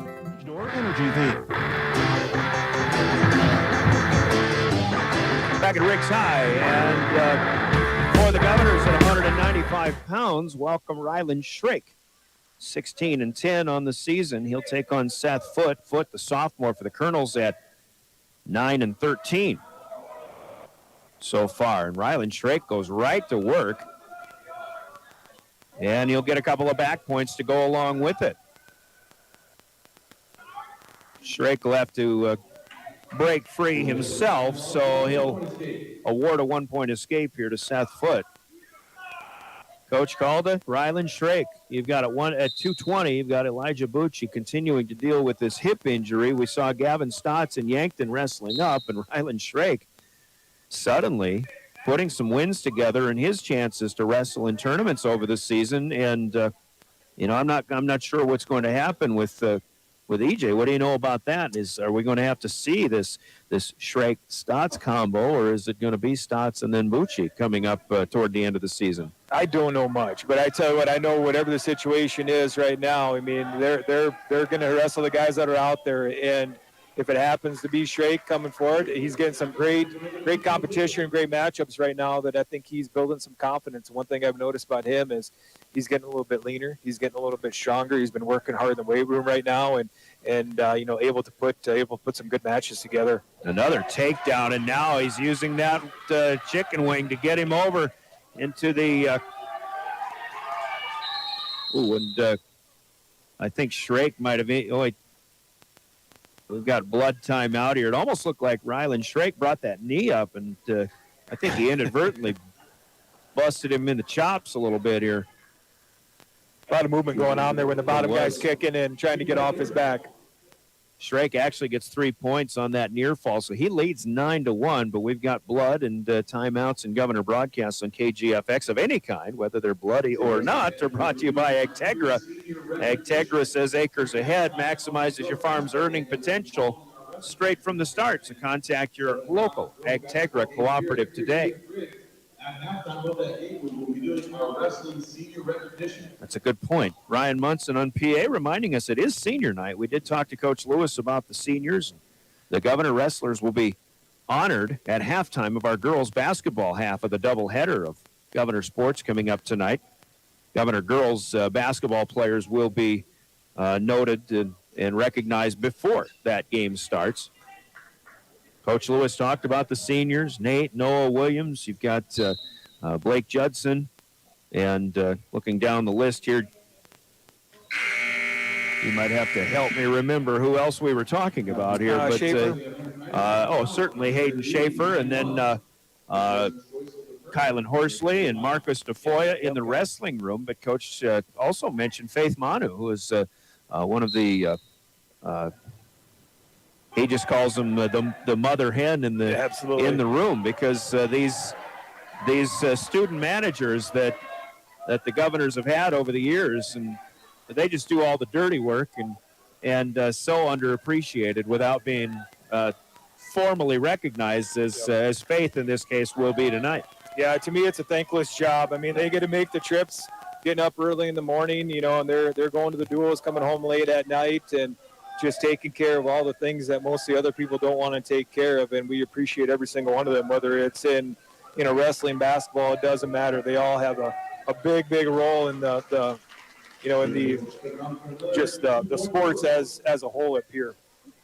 Rylan Shrake continues to impress. It got another 2-point takedown here as we're underway in the third period, down to the 1:05 mark in the third and final 2-minute partition. 11-1, Shrake leading Seth Foote. Seth, I presume, the younger brother of Bo Foote, who we'll see at 285 pounds. Bo Foote has been giving Governor 285-pounders fits for the last 3 years. Down to 40 seconds to go with Seth underneath. Shrake's got him in a good spot, although Chris Dozark is in our vantage point and kind of in the way, but should have a pretty good vantage point of what's going on in the live video stream. Shrake, there he goes. Foot had to clear his arm and to help ease a little bit of pain. Shrake is really trying to leverage him down. Second period on short time, 5 seconds to go. I don't think he's going to get him pinned here, but boy, Rylan Shrake really showing his worth. 14-1, our score now.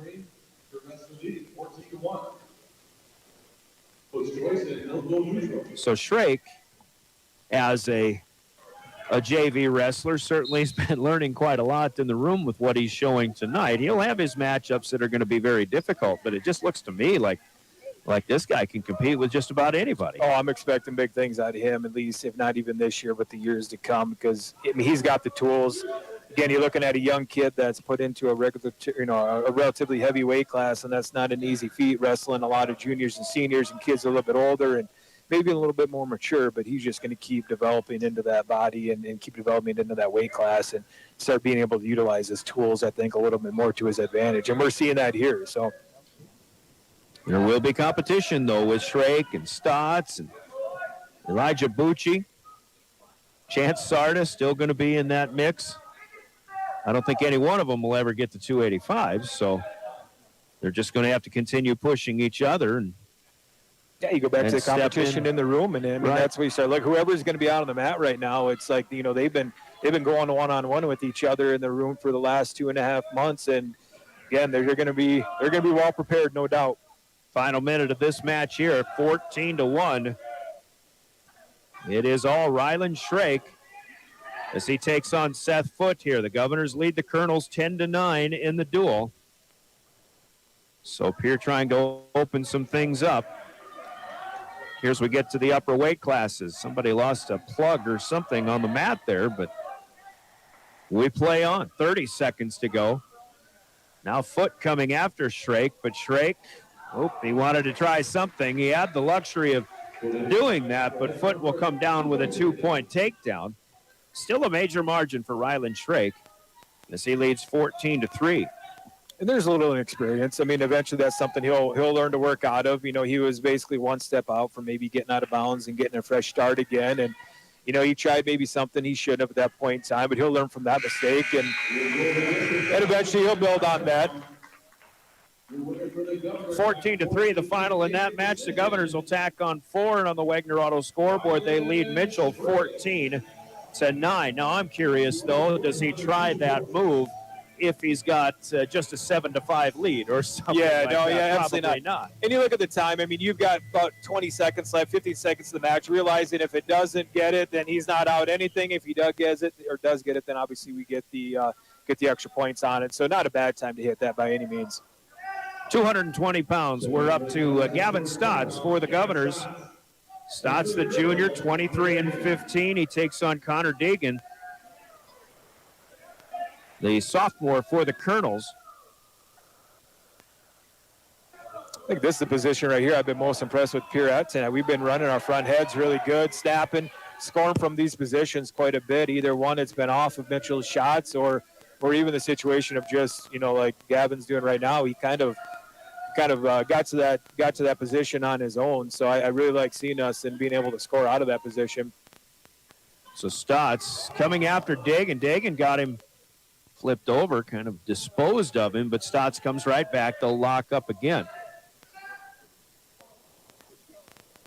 Gavin wrapping up that head, but he wants to get in underneath, trying to find a way to get low to get one of those legs collected here. First minute gone by. Stotts with some quickness will move around. There's the first 2 of the match.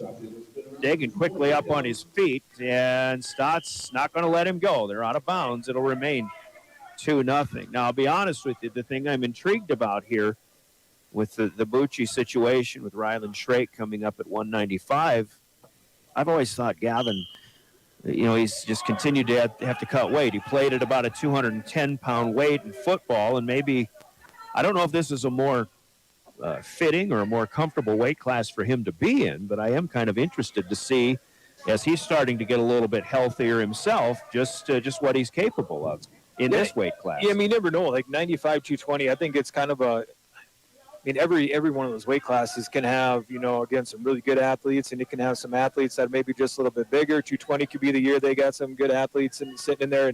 And so you just don't know, obviously, until you get up there and I guess toe the line with those boys as well. But, you know, he's got the speed and he's got the quickness for those guys at 220. You know, what I would probably say is one of his faults, what he's gotten really good at this year is not taking shots that are putting him at a disadvantage. And so now it's about, you know, getting to a shot where I'm going to get outside. He did a really good job there, you know, getting to a front headlock and snapping down and not putting himself underneath those guys and letting his speed and quickness kind of, you know, overtake maybe, you know, a guy's size instead of trying to muscle up with them and going upstairs with them. So I think no matter where he goes, he's going to be better. I think 220 could be a nice little spot for him, like you said. So first period done, second period underway. Stotts in the top. Connor Dagan in the down position. Stotts is keeping him belly down so far. And the big thing will just be the weight change. I mean, you're used to wrestling guys that are, you know, a good 15 pounds, you know, lighter than, you know, 25 pounds lighter than what you're seeing right here. And so now it's just going to be, all right, you know, learning the body style and learning what can you do with the bigger guy, what can't you do with the bigger guy that maybe you're doing down at 95. And you got more of a cushion between weight classes. You can start eating a little bit. Absolutely, yeah. I mean, that energy, there's no doubt about it. Is going to never underestimate. No. I mean, psychological, you're talking mental game. There's a lot that goes into it. Stotts continues to work up top here. Still 2-0. We're 1 minute into our second period. Gavin's starting to put some wins together, and I was just talking to his old man, Thomas, a former Governor heavyweight wrestler in the great class of 1990 here at Riggs High Gym. We were in the same class. Tommy telling me, Gavin, he's been dealing with bumps and bruises from football all season long, but starting to get a little bit better. He had a knee issue. He's had a broken nose this year, and a toe problem. But hopefully all of that's starting to be a lot more comfortable here. Yep. Gavin's in some business now. He's got Dagan rolled over. Dagan rolled through it. Gavin's got to get him back.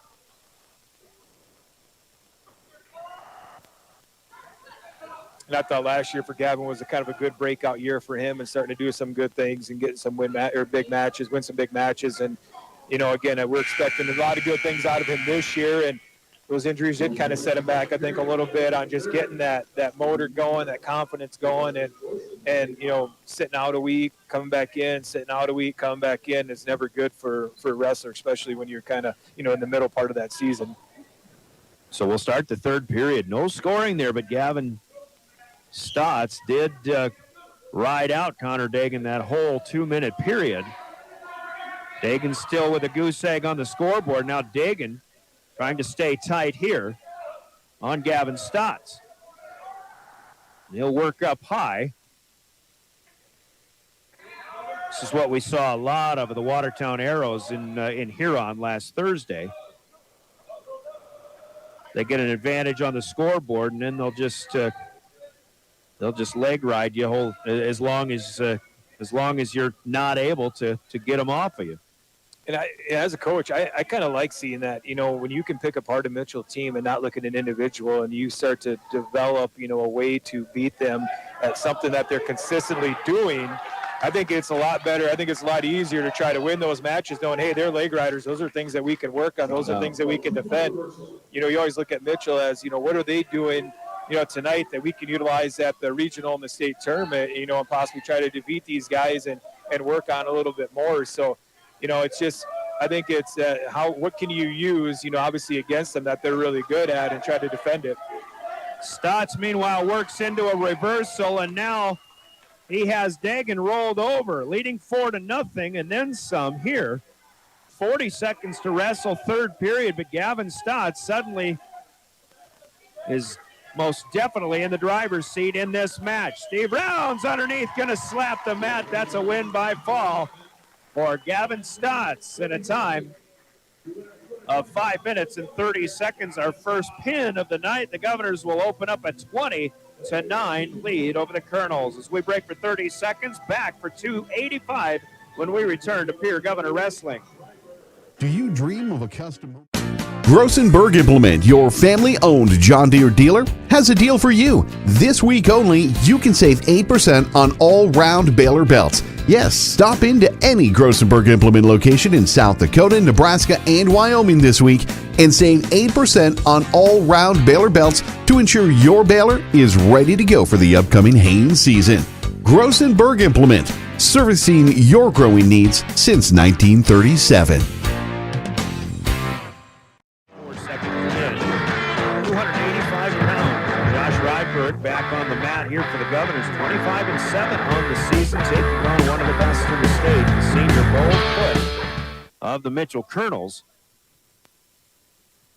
Bowfoot with a lot of good battles with the Governors' Preston Taylor for the last 3 years, but I think every time other than one, maybe two, he had the upper hand. He's got Josh Rydberg on the mat here in a 2-point takedown, but Rydberg is on his knees and face down here. I think my question, and in watching this kid over the years who had to deal with the likes of Nash Hutmaker for a couple of those 3 years, and then last year, I can't remember who. Navarro. Oh, for sure. Shunky. Navarro Shunky. I wanted to ask, is this the year for Bowfoot? Not with Navarro Shunky. Yeah, probably not. Probably not. But, again, I mean, all these heavyweights have just kind of been in the shadow of, I would consider to be two pretty great heavyweight wrestlers. And, very unorthodox heavyweight wrestlers. I mean, it's what you're seeing in college right now as far as the speed and the quickness and being able to get to shots and he's gonna be able to beat 95 to 99% of the kids that he wrestles. But man, that the Shunky and obviously the Hutmakers of just tough opponents and sheer size. I mean, that's when you look at those two, it's just how big they are. Yeah, Bo Foot here. He did let Rydberg up, so they finished off a first period 2-1. And Bo Foot, you can see his build, small, stocky, but a smaller heavyweight compared to Nash Hutmaker and to Navarro Shunky too.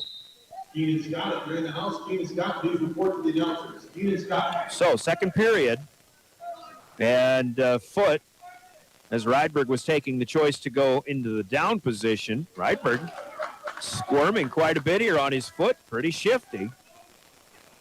I was just going to say, let's not, lose sight on Rydberg, man. I'm a huge fan of his right now and what he's been able to do this year and just the confidence that he's seeing, that we're seeing out of him, and just his style of wrestling has been a lot of fun to watch.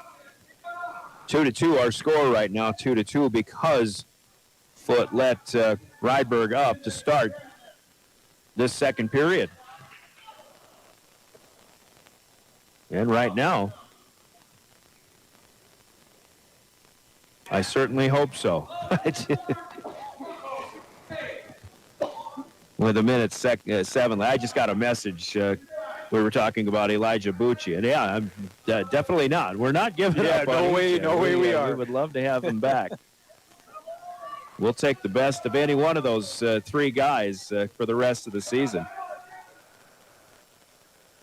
Rydberg and Bo Foot. As Foot takes his shot here, and a bull rush has Rydberg on the back. Foot still in bounds, and Rydberg is pinned. He's out of bounds, but Foot stays in, and there, just like that, Bo Foot will counter a pin by Gavin Stutz with one of his own to defeat Josh Rydberg in the second period.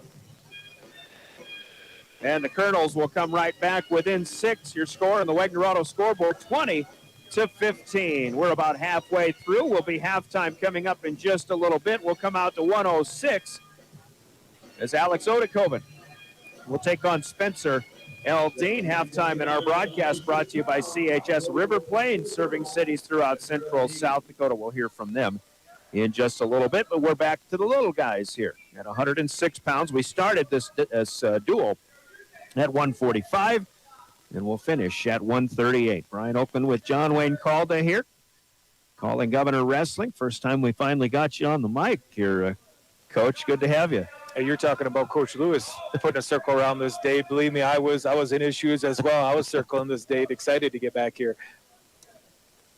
For those that aren't aware, we wanted Coach Calda in the football press box, but he always had a hunting trip or something. It just hasn't worked. But we're looking forward to our state tournament coverage like we've been doing the last few years with Coach Calda and Coach Ryan Noyes as well. Speaking of circling dates. Yeah, that's, again, something we Coach Noyes and myself look forward to every year, getting back up there with you. 106 pounds, Alex Odekoven. Not able to make anything happen yet. Spencer Dean, a senior, a small senior, 16-11 on the year for Dean. I think this is a record that we should not be fooled by. 16-11 is pretty good, but I think this guy's better than 16-11. I mean, you start looking at maturity. You start looking at, just the years that he's been wrestling, just maybe a little bit more developmental-wise, just a little bit smarter on the mat in some situations you would expect from him. But, man, Alex Odekoven is just on a mission this year. It's fun to watch him wrestle. Odekoven, the 8th grader, has a takedown. And he's got back points pending, but he's looking for more. He now has Dean in a tough spot. Dean trying to stay bridged out of it, and he's saved by the first period horn. Odekoven with a 5-point move in late time. He'll lead 5-0. He'll defer with a choice in the second period, and Dean will take to the down, but again, we've seen good things from Spencer Aldine, and I think Mitchell's been battling some injuries. I'm sure Aldine has not been 100% for most of this season, and that probably has something to do with his 520, 530 win percentage or so. But again, just a guy that knows what he's doing out there. But I think you just have to give the credit here to, as you mentioned, Alex Odekoven. Talk about the sky being the limit for him. Yeah, I don't know. I mean, we've had a lot of good wrestlers come through, and especially the middle school ranks. And he's just one of those kids from the day that he stepped, foot on the mat as a 6th grader to 7th grade. We've just seen such confidence out of him, and the length and just the quickness and the speed. And now he's starting to develop a little bit of strength on top of that. And he's really determined that, he's got really, high goals of what he wants to do in life, and especially in wrestling. And we're just seeing that he's going after him. He's doing everything he possibly can. He's doing it right. Well, he kept a handle on that left wrist for quite a bit, and Aldine's wrist was behind him quite a ways. Odekoven lets him loose, now coming back, trying to cradle him up here. Pulling him back from the top of the mat. 45 seconds to go. Plenty of time and now plenty of space, and it's a pin for Alex Odekoven in a time of 3 minutes and 17 seconds. So 3 pins in a row, 2 for the Governors, 1 for the Kernels. Pierre leads the duel 26-15. Let's hear from CHS River Plains. Halftime here. We do have 5 matches to go. You're listening to Pierre Governor Wrestling. DRG Media Group Sports is the official voice of the Pierre Governors. Kernels wants to run again, and he's got room. 40, 30, foot race to the 10, 5, and a touchdown. Pierre will come back and set up Avery Kaiser on the outside left through the block, and that's down. The official voice of the Pierre Governors, River 92.7, and also at the River 92.7 page of the DRG News app, brought to you by Golden Buffalo and DRGnews.com. Schoenhardt taking on Cruz Alheiser. Alheiser's a junior for the Mitchell Kernels. Schoenhardt still just an 8th grader. 17-13 on the season. Alheiser at 13-18. A win by fall for Alex Odekoven. He improves to 34-8, and he, as we mentioned earlier, the reigning Pierre Area Coaches Association Athlete of the Week for Governor Sports. On the boys' side of things. And now Schoenhardt, after a quick blood timeout, an Agtegra timeout in this 113-pound match, a takedown coming right back for Schoenhardt, but Alheiser will break free, and Schoenhardt will give him a point. 2-1 now, Lincoln Schoenhardt leading. As Alheiser comes in low, but over to the left side of the mat, and they're out of bounds to reset to the middle once again. Wrestlers will always deal with bumps and bites and bruises, and not many people have dealt with them as much as this young guy right here, Lincoln Schoenhardt. Yeah, I was going to go back to, we're talking about, obviously some of their guys a little bit bruised up, and every team's got that going on right now. You talk about Stotts, you talk about Bucci, and, here's another kid that's been in and out of the lineup all year and hasn't been able to really, kind of get in that swing of things. And, you're just hoping for a good couple weeks for him just to get his mental side back and confidence back and keep doing what we know he can do. Looking strong here. He's got another 2 for a takedown, another 3 for the near fall. So a 7-1 lead now is Lincoln Schoenhardt. Doing a good job here late in the first period. 15 seconds counting them down. I think I'm most impressed with watching Odekoven and watching him go right now is just the chain wrestling that they're doing. They're not forcing hardly anything, and they're just kind of taking what's given to them and capitalizing. And you see it right here again, just coming out and scoring points on them. Well, Schoenhardt couldn't quite get him turned over there. It was a pretty good move, looking good at that point, but first period comes to an end. We'll go to a second 2-minute period, and after Mitchell defers, this will be Lincoln Schoenhardt's choice, and a good one at that to stay on his feet. Had a couple of takedowns already and went feet to back in that second one, and now he's got another takedown here. 9-1 as Lincoln Schoenhardt opens up a major decision margin. Got that left leg up in the air. Grabs Allheiser, gets him back on the mat. You go back to original conversation of the competition in the room. I mean, and here you got a kid like Schoenhardt who is probably every day wrestling with a kid like Odekova, and you start looking above him. You got the Williams, that he's wrestling with. It's like you don't get a lot of days off when you're in the room with those guys. Lincoln working on the edge of the mat, downside here. Not much room to work with unless he pulls him back, but as Allheiser tries to get to his feet, Schoenhardt will push him away, and they'll come back and reset. First minute gone by, second period here. Driven by the Office of Highway Safety, the state of South Dakota, reminding us all, you booze, you cruise, you lose. You're listening to Pierre Governor Wrestling on your official voice of Governor Sports, stations of DRG Media Group, including 1060 AM, 103.1 FM, KGFX. Live streaming with the help of Live Ticket on the KGFX page of the DRG News app and drgnews.com. With John Calda, Brian Oakland play-by-play. This is the first half of our Governor Sports doubleheader tonight. Not very often we get a chance to do wrestling followed by a basketball game, but we've got high school girls basketball coming up. Governors taking on the Huron Tigers. Second period here for Lincoln. Schoenhardt leading 9-1. Now 2 points added on another takedown, so it's 11-2. Tail end of the period, but out of bounds. They'll have to go finish it the last 3 seconds back to the middle. Pierre leading the duel 26-15. This match plus 4 more still to be decided. The math of the duel is not done yet. But if the Governors can agree in this one, they'll certainly be in pretty good shape. Especially if Schoenhardt keeps a major decision going. At least. 11-2, we start the third. This one would have been Mitchell's choice, so Cruz Allheiser stays in the down. And I think for Allheiser, probably choosing down, not necessarily expecting to get up and out, but more so trying to make Lincoln Schoenhardt work a little harder for some more points. Lincoln pulling that ankle up. He's trying to curl that leg, but now as Allheiser is a little closer to neutral here. As they go out of bounds, they'll have to reset, though.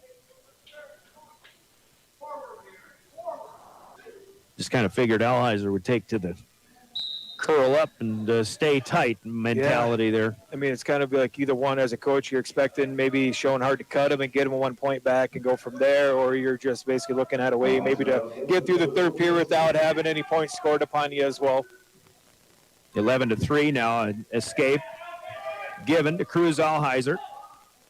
Schoenhardt comes in trying to get an ankle pick. He'll have to get him back in the middle and not able to do that. He'll have to try that again, perhaps. 53 seconds to wrestle. Third period, Allheiser comes in quickly.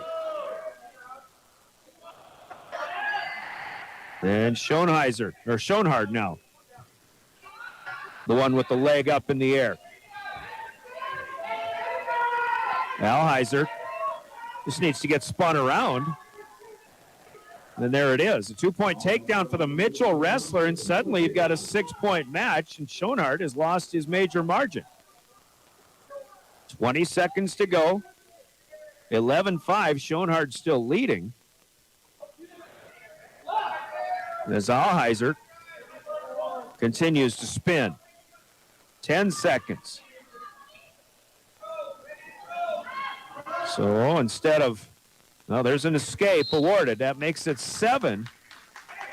12-5. Schoenhardt, if he can get a 2 second takedown, he comes after him, but backing off, and he'll settle for the decision. 12-5. Still a good match for Schoenhardt to put the Governors on top 29-15 in the duel as we pause for 30 seconds. It's 120 pounds next in Governor Wrestling on KGFX.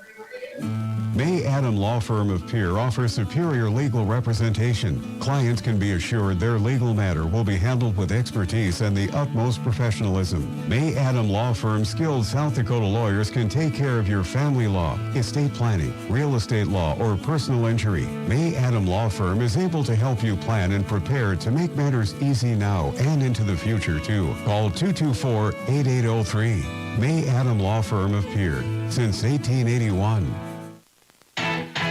And we're back at Riggs High Gym as 120 pounds up next.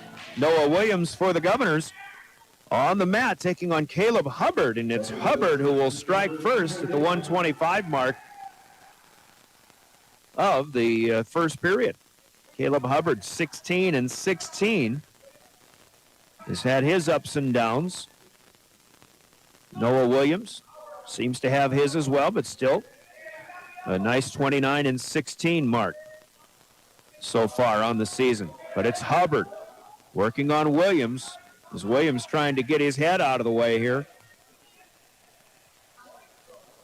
Hubbard still has him with that right elbow locked up. Well, I tell you, you look at this from a distance, it looked like Noah Williams was ready to make his move. Now he is out, but Caleb Hubbard had him locked up pretty well. Yeah, Peterson was there, just needed Williams to pop his hits underneath him a little bit more, just wasn't able to do that, but luckily getting out of there, getting his one. And so the escape to Williams makes it 2-1. Hubbard still leading, still neutral here as Noah Williams coming after Hubbard. Near the edge, though. A nice scramble. 10 seconds to go. Williams looking for two, and he's given it. Well, he got the legs. And Noah Williams will take the 3-2 lead with just a few seconds to go in the first period. 3-2-1. Quick roll. Oh, and Mitchell wants they wanted a reversal there. I was watching Coach Lewis. I didn't even see what happened there. Well, actually, in the last three, they had 3 seconds when they reset, and Caleb Hubbard kind of went for a spin, and when he came up, I believe Noah Williams, well, according to the Mitchell coaches, it looked like they were asking, obviously, for a reversal, but Steve Round says no. The horn sounded first. So Williams in the up position here as we start the second period. 30 seconds in, hasn't lost control here. It's still 3-2, but Hubbard up on his feet. There's that roll. It's spinning roll again, but Williams ready for it this time. But now Hubbard with a 2-point reversal. And it is Noah Williams now on his back.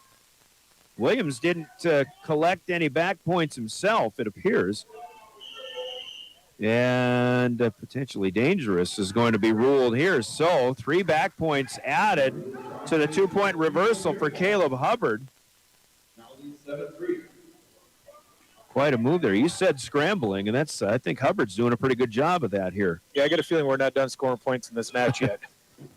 7-3. Now Williams tries to somersault through, but maybe another opportunity, and now he's giving Hubbard a taste of his own medicine, and Williams he had a headlock. Still has it in some form, but he's got to kind of bring Hubbard back to him and try to roll him over inside, but another potentially dangerous here, and Coach Sean Lewis needs to ask for clarification. So 2-point reversal goes to Noah Williams. The score stands at 7-5 with Caleb Hubbard still in the lead.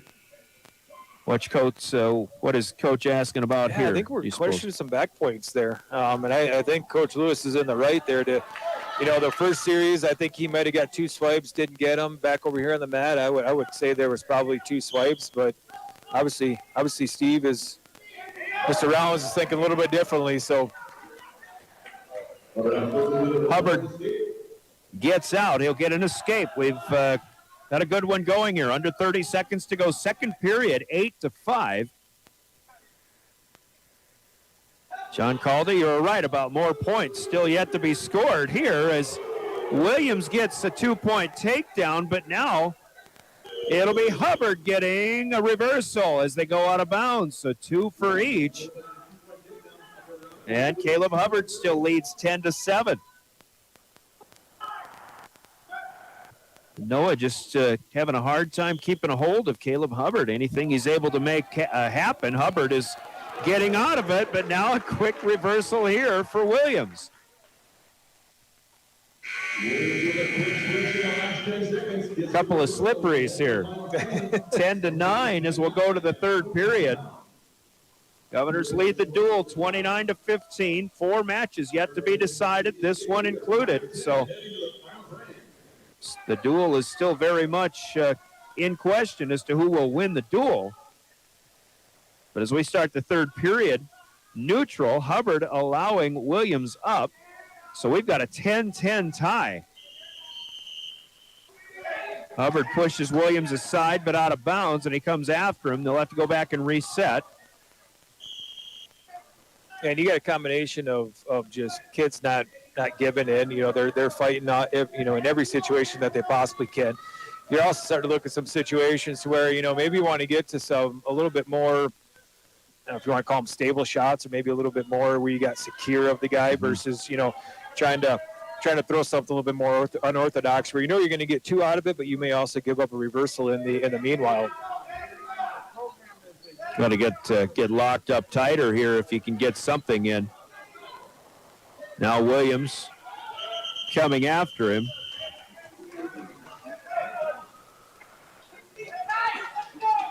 (10-10) to start the third, and for the longest stretch of this match now, hard to believe we've gone 55 seconds with nobody scoring in this third period.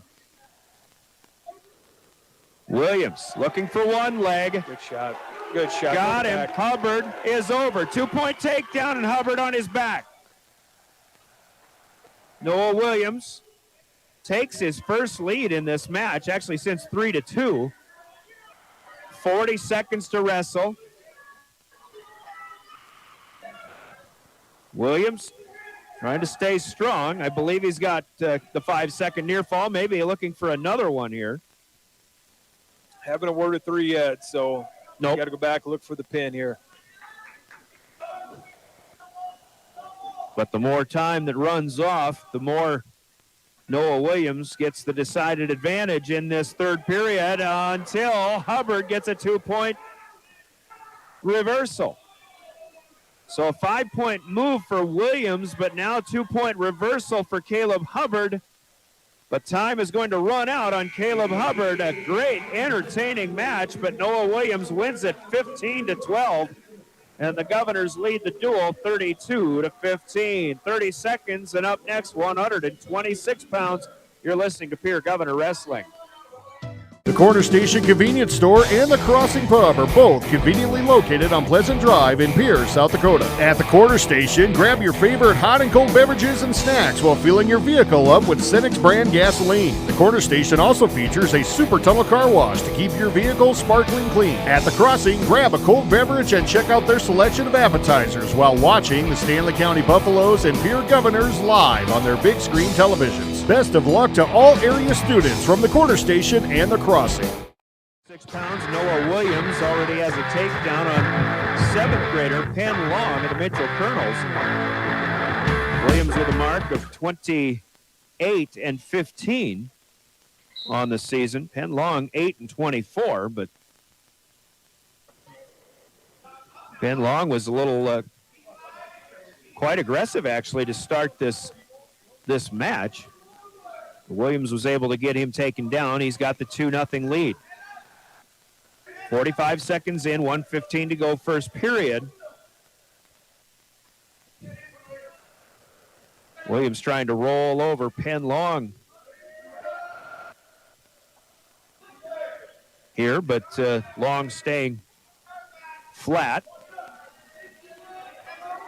Now curling up just a bit. Williams, there you go. Got him cradled up. There's a pin. Quickly done for Nate Williams in a time of 1 minute and 16 seconds.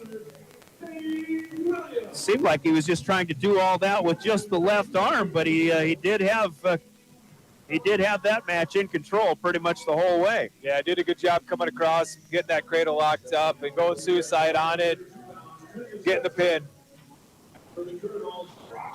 This ought to be a good one here. 132 pounds. They're ready to go. Tristan Spencer, the sophomore for the Governors, taking on Brock Sparks. Sparks 26-5, the senior for the Mitchell Kernels. Once again, we'll say it. You talk about guys who've been around a long time. Brock Sparks and his brother Brandon, who will come up in our next and final weight class. Been a couple of staples in the Mitchell wrestling room for a number of years. Sparks working with Spencer to get him upended after that right leg was up in the air. First points scored here by Brock Sparks. While the pin for Nate Williams does clinch the duel for the Governors, 38-15. They have the lead now with just 2 weight classes to go. So Pierre will finish the season 11-3 in duels and 6-2 against ESD opponents. 1 minute in. As Spencer got a 1-point escape, it is 2-1. They'll run out of bounds and come back to the middle. Saw Tristan Spencer and Huron really hobbling a little bit, and we were kind of concerned that, you know, just another guy that's dealing with wrestling injuries at this time of the year, and you kind of got to wrestle through them. That's exactly what he's doing, but there was, for me at least, as he'll get taken down again, and I think there was a little cause for concern as to how healthy Tristan Spencer was the other night. You know, but you got to remember what Tristan does in the off season, or maybe maybe he wrestles in the off season and he rodeos, you know, and his majority of the time, you know, in his mentality or in his dad's mentality, it's just cowboy up and just fight through the. There's something for Tristan Spencer. Tristan got him locked up. Thrown down, but now as they go out of bounds, Brock Sparks runs out of room. Officials will confer here. Tristan Spencer is going to get a 2-point takedown and also a 2-point near fall, but as Brock Sparks was looking to reverse him, he runs out of room, and now Tristan Spencer has a 6-4 lead. Just as you're talking about rodeo, he rodeoed up on that move, did Spencer. So Tristan in the up control as the first period comes to an end. 6-4, Tristan Spencer, his choice, but he'll defer. Brock Sparks here will take to the down.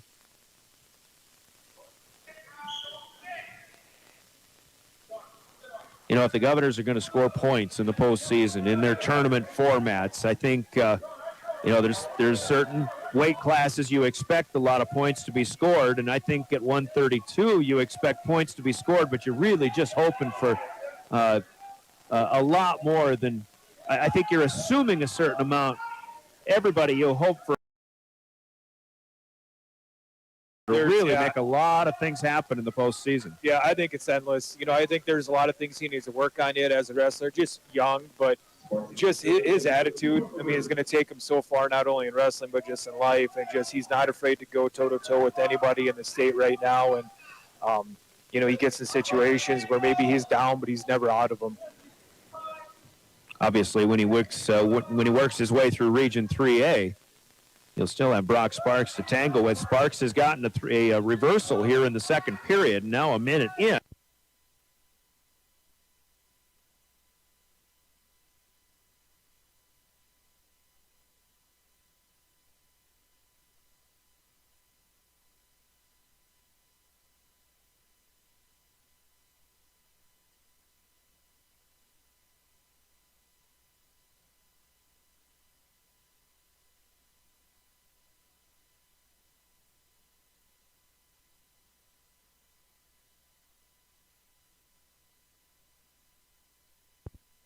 a lot of time to go in this match.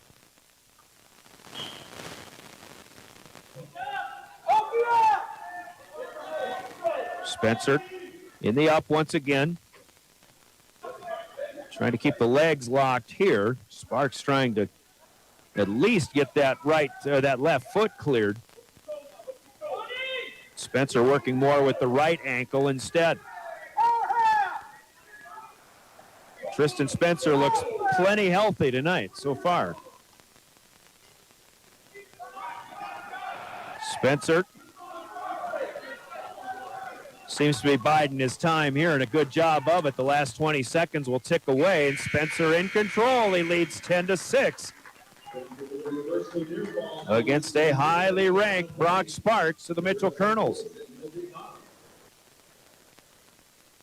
Spencer comes to the middle. Now after deferring, he gets choice, but Brock Sparks will let him up, so tack on another point to Tristan Spencer. This could be really fun to watch Brock Sparks work because obviously he's going to have to come after him trailing by 5. But it'll be equally fun to see what Spencer can do in fighting him off here. Yeah, you kind of, you don't question it, but you just kind of wonder what's he thinking going to speed. Obviously, he's got 5 points to make up and realizing. Looking for a throw, but it's Spencer who gets him down. 2-point takedown. 13-6. As it gets tougher and tougher for Brock Sparks. Out of bounds, back to the middle, 1:24 to wrestle. Spencer, and here on, he would get up off the mat and he'd hobble his way. It was almost painful to watch him walk, but this time tonight, he looks pretty good. Hey, he looks pretty healthy tonight. Sparks trying to find his way out. I think Spencer would still like to score a little bit more, but right now, to use the college term, he'll take riding time. I got to imagine right now, he's just looking at trying to maintain good body position, and if you get points out of it, great. Just don't do anything, stupid to get yourself in a bad situation. 4 seconds on the count of a near fall. 2 more points for Tristan Spencer as Sparks then works his way out. Now 15-7. Tristan Spencer leading Brock Sparks. On the reset from being out of bounds, 40 seconds to wrestle.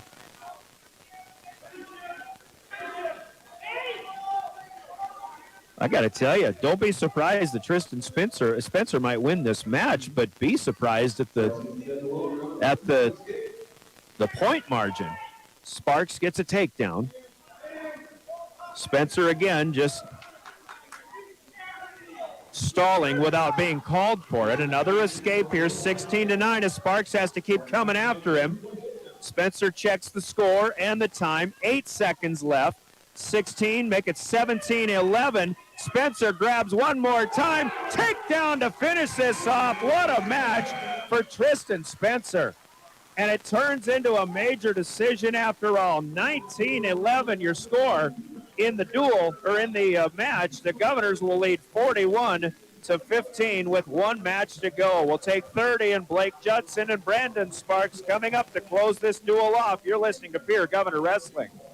Smart Grocery. The Field House in Pierre is your premier spot to watch all the sports from your local Govs and Lady Govs, as well as Buffs and Lady Buffs, all the way up to your favorite big league teams. Kick back and relax with a pizza, nachos, burgers, or one of our air-fried appetizers. Wash down the food with your pick from our array of premium beverages. Between the action, be sure to check out the unique and plentiful memorabilia throughout the building. We can't wait for you to come in and watch the games with us broadcast on liveticket.tv. The Field House in Pierre.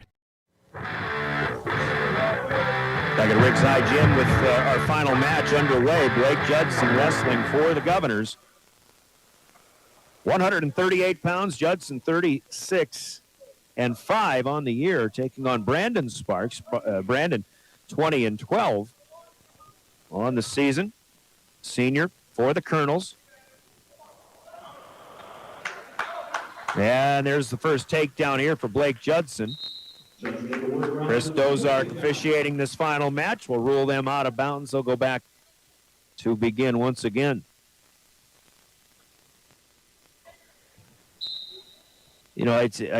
Sometimes it never ceases to amaze me. As a twin myself, you see twins who have come out and wrestle. Of course, the Governors had the Turman twins. They've got the Williams twins. Mitchell has the Sparks twins here, and there's no better wrestling partner than your twin brother. No, not at all. I mean, even when you've got brothers that are, heck, you can throw sisters into the mix, and these days that are somewhat close to age, it's, just that ongoing battle that happens well before you probably even think about wrestling, and just the constant competition that goes on between them, I'm sure just has helped develop them. And if they're like my brother and me, I'm sure they got into some wrestling matches that escalated a little more. Oh, absolutely, absolutely. You don't have refs in some of those matches. Here's Judson cradling up Brandon Sparks. 5 seconds to go. Can he get a finish here in the first period? Doesn't look like he will. He tried to use his own foot to get that foot of Sparks back closer to the mat. But a good job by Blake Judson, who takes that 5-0 lead for the second period. And he'll take to the down with the choice. As I started to learn the sport of wrestling, I realized that you cannot push your thumbs into your brother's eye sockets. It's an illegal move. There are some things they frown upon a little bit in the sport, Here's Brandon Sparks with a nice reversal on Blake Judson.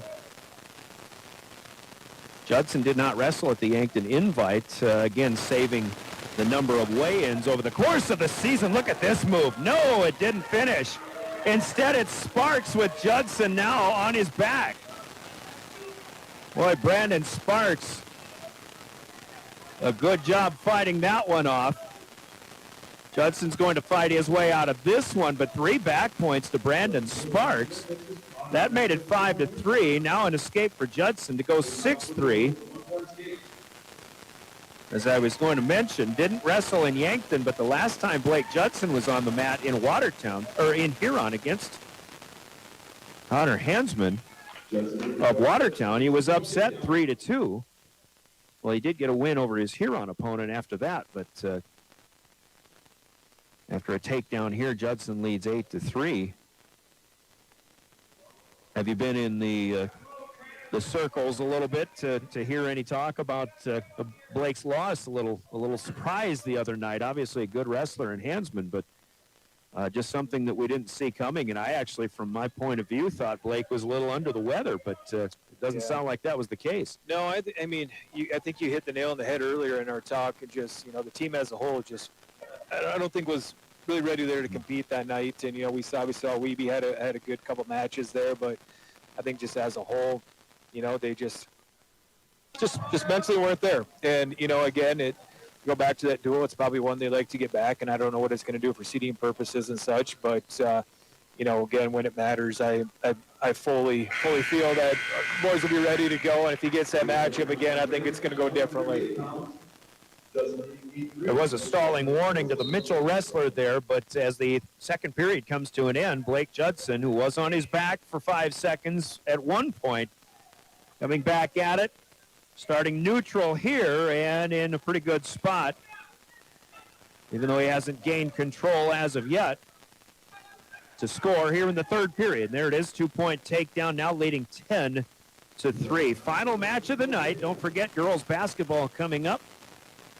Normally we would have had a 6:30 pregame on that, but they'll have to clear the mats, and our girls basketball contest, instead of a 7 o'clock tip, will probably be closer to 7:30 or so. Of course, coming up here on KGFX. Meanwhile, Governor boys basketball in Huron. David Burrow with the call on that one on River 92.7 getting underway right about now.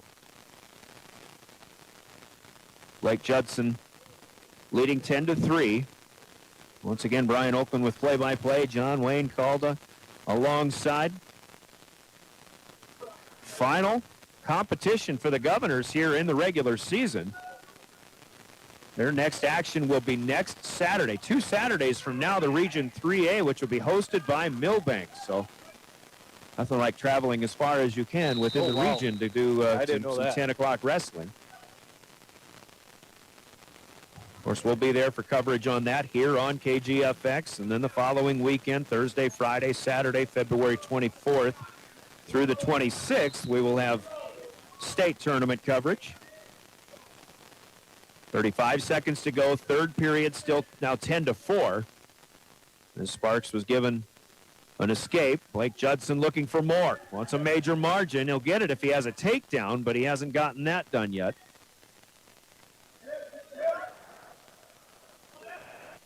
And Blake Judson with the leg, and now clear for 2. State tournament, the individual brackets Thursday and Friday, and the dual tournament will be Saturday, all by itself. So I think they finally got that right. Yep. 12-4. Blake Judson will win our final match of the night. Your final score on the Wegner Auto scoreboard. The Governors defeat the Mitchell Kernels by the score of 45-15. The Governors end their season in duels 11-3 with a 6-2 mark in conference. Mitchell pulls even at 8-8. They're 2-4 in the ESD. We'll take a 3-minute timeout, and we'll come back and give you the full recap. We'll talk with Coach Sean Lewis when we return as well. The wrestling postgame to be followed by girls basketball pregame when we return in 3 minutes. Pierre Governor Wrestling is on your official voice of the Governors. Liver 90 KGFX, AM 103.1 FM, and DRGnews.com. This Governor Sports Moment is brought to you by the independent insurance team at Fisher Rounds and Associates of Pierre. Brevin Kaiser is one of just a handful of athletes that were true stars in different sports. A 3-time All-State player in basketball and 2-time All-State football player, plus Player of the Year his senior season. Brevin Kaiser, truly one of Pierre's finest. This Governor Sports Moment has been brought to you by the independent insurance team at Fisher Rounds and Associates of Pierre. Top of the morning, TMA. This John may help you. At TMA, top-notch service begins the moment you call for an appointment. John at TMA believes in customer service and quality work. When you need tires repaired or replaced, TMA is the place to go. Just remember, if it's round, rubber, and rolls, it's at TMA. You can count on TMA for all of your automotive needs, from tires to mufflers to all automotive repairs. Call TMA at 224-6167, and your service begins with... Top of the morning, TMA. This John may help you. South Dakota didn't always have a capital, or even a permanent settlement for that matter. There wasn't always a river city on the Missouri River. And before First Dakota filed the first charter in 1872, there wasn't always a bank in South Dakota. Every timeless institution, tradition, and thriving business was started somewhere by someone who had a dream and the passion to make it happen first. What will be your South Dakota first? Visit firstdakota.com/first. Member FDIC. 10 cents off per gallon. That's right, get 10 cents off per gallon at the corner station in Pierre. Every time you pay with cash or check, you receive 10 cents off the posted price of gas for your vehicle. Save more by going inside the corner station and shopping specials on beverages and snacks. And when you purchase 8 gallons of gas, you earn discounts at car washes, helping you save. The corner station just above the train bridge in Pierre.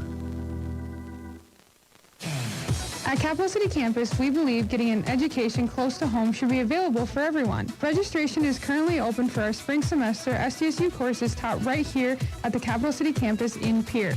We are proud to partner with Lake Area Technical College for their LPM program and Dakota Wesleyan University for their new Learn and Earn program. Visit capitalcitycampus.org for more information. We are a proud supporter of Pierre Governor Athletics. Go Govs! With Venture Communications Advanced Fiber Internet, you have access to the internet speeds you need for the best online experiences with ultra-fast download and upload speeds, all at affordable rates, offering solutions for home office networks, extremely heavy home usage, work-from-home households, and heavy streaming or gaming. With all equipment provided and maintained by Venture Communications for worry-free use. To get extreme Wi-Fi coverage, whether you venture in or around your home, contact Venture Communications, 852-2224, or online at www.venturecom.net.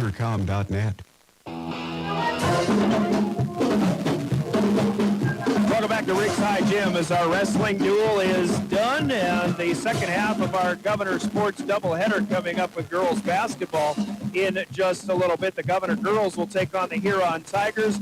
Meanwhile, the Governor boys on the wrestling mat have defeated the Mitchell Kernels by the score of 45-15. There were no girls matches. Mitchell does not have a girls wrestling squad put together, at least not yet. But good duel for the Governors as they close out their regular season. Now all that's left is region wrestling from 3A at Millbank on Saturday, February 19th, and then the state tournament in Sioux Falls the following weekend. A good night for the Governors, though, as they will win 12 out of 14, or let's make that 11 out of 14 matches. Mitchell very productive in the 3 matches that they did win. That started, as we do the recap, started at 145 pounds as Jagger Tyler, the junior, gets a technical fall victory over Chase Sarda, 16-1, and that was in the second period, if I remember correctly. Tyler, very good-looking wrestler tonight. 5-0. Mitchell started in the lead. Deegan Huska comes back, athlete versus athlete, as he defeats Tucker Billhauer 6-2. The Governors 60 pounds as Jaden Weeby gets a 7-3 win over Connor Thielen. And then the Governors, with 2 in a row, took their first lead of the night at 6-5. Never relinquished it as Lucas Chamberlain picks up a major decision victory as well, 16-4. At 182 pounds, up comes Joe Van Overshield to the Kernels. He gets a 14-2 win over Chance Sarda this evening. And Mitchell, with those 4 on the major decision, cut it back to a 10-9 deficit. But then Ryland Shrake with a good performance this evening, 14-3. He defeats Seth Foote, and your score 14-9 as Pierre led by 5 again. They add to that lead when Gavin Stotts gets a win by fall over sophomore Connor Dagan.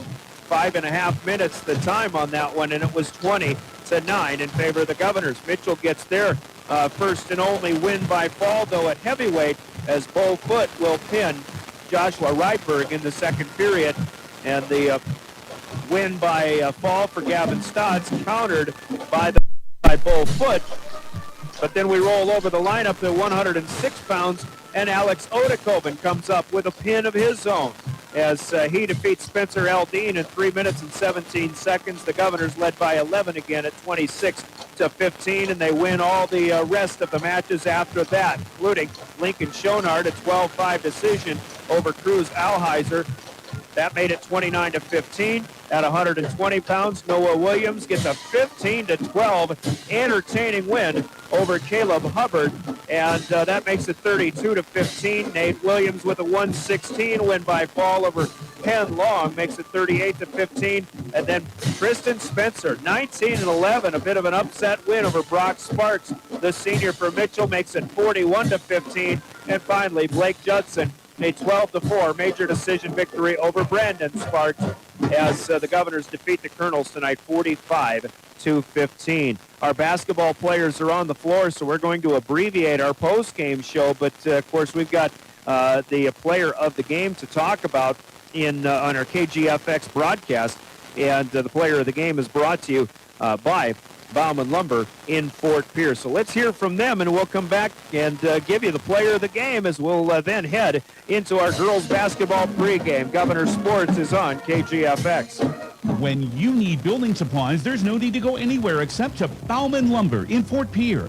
Bauman Lumber is locally owned and offers quality products, expert advice, free estimates, and free local delivery for large or small projects. Whether it's a home improvement project, remodel job, or all new construction, they even welcome special orders. Quality building materials and affordable prices for residential or commercial projects can be found at Bauman Lumber, 1223 Sale Barn Road, Fort Pierre, or call 223-9762. Bauman Lumber with player of the game, as certainly the Governors with plenty of nominees tonight.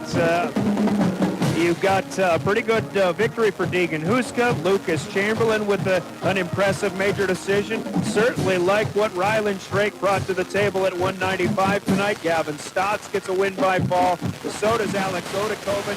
Noah Williams wins a back and forth match. Lincoln Schonard looks good. Nate Williams, of course, doing what he's supposed to do, as did Blake Judson. But boy, 19-11 win over Brock Sparks tonight, a major decision, no doubt about it. Tonight, Tristan Spencer, the sophomore at 132 pounds, is helping the Governors defeat the Kernels 45-15 tonight. So Tristan Spencer gets the Bauman Lumber and KGFX Sports t-shirt, noting his accomplishments. And again, up next for both Kernels, as they will host a triangular with Watertown and Brandon Valley coming up on Thursday night. Then they and the Governors move into Region 3A wrestling next Saturday, February 19th, starting at 10 o'clock. Coverage of that tournament as well as other Class B region tournament action will be right here on KGFX. But that does it for our post game for Governor Wrestling. Your final score in the Waker Auto scoreboard: Pierre 45 and Mitchell 15. Thanks to John Wayne Calda for coming up and covering the color duties tonight. And we'll hear from him when we get to the state tournament once again with coverage of Governor Wrestling here on 1060 KGFX. Time to take a quick break, and we'll have a conversation to start off keys to success in girls basketball. The Pierre Governors take on the Huron Tigers after a 2-minute timeout. You're listening to Pierre Governor Basketball and Pierre Governor Sports on your official voice of the Governors, KGFX and DRGnews.com. Here's the deal. When you combine State Farm home and auto insurance, you save an average of $885. The team at Potsabas State Farm in Pierre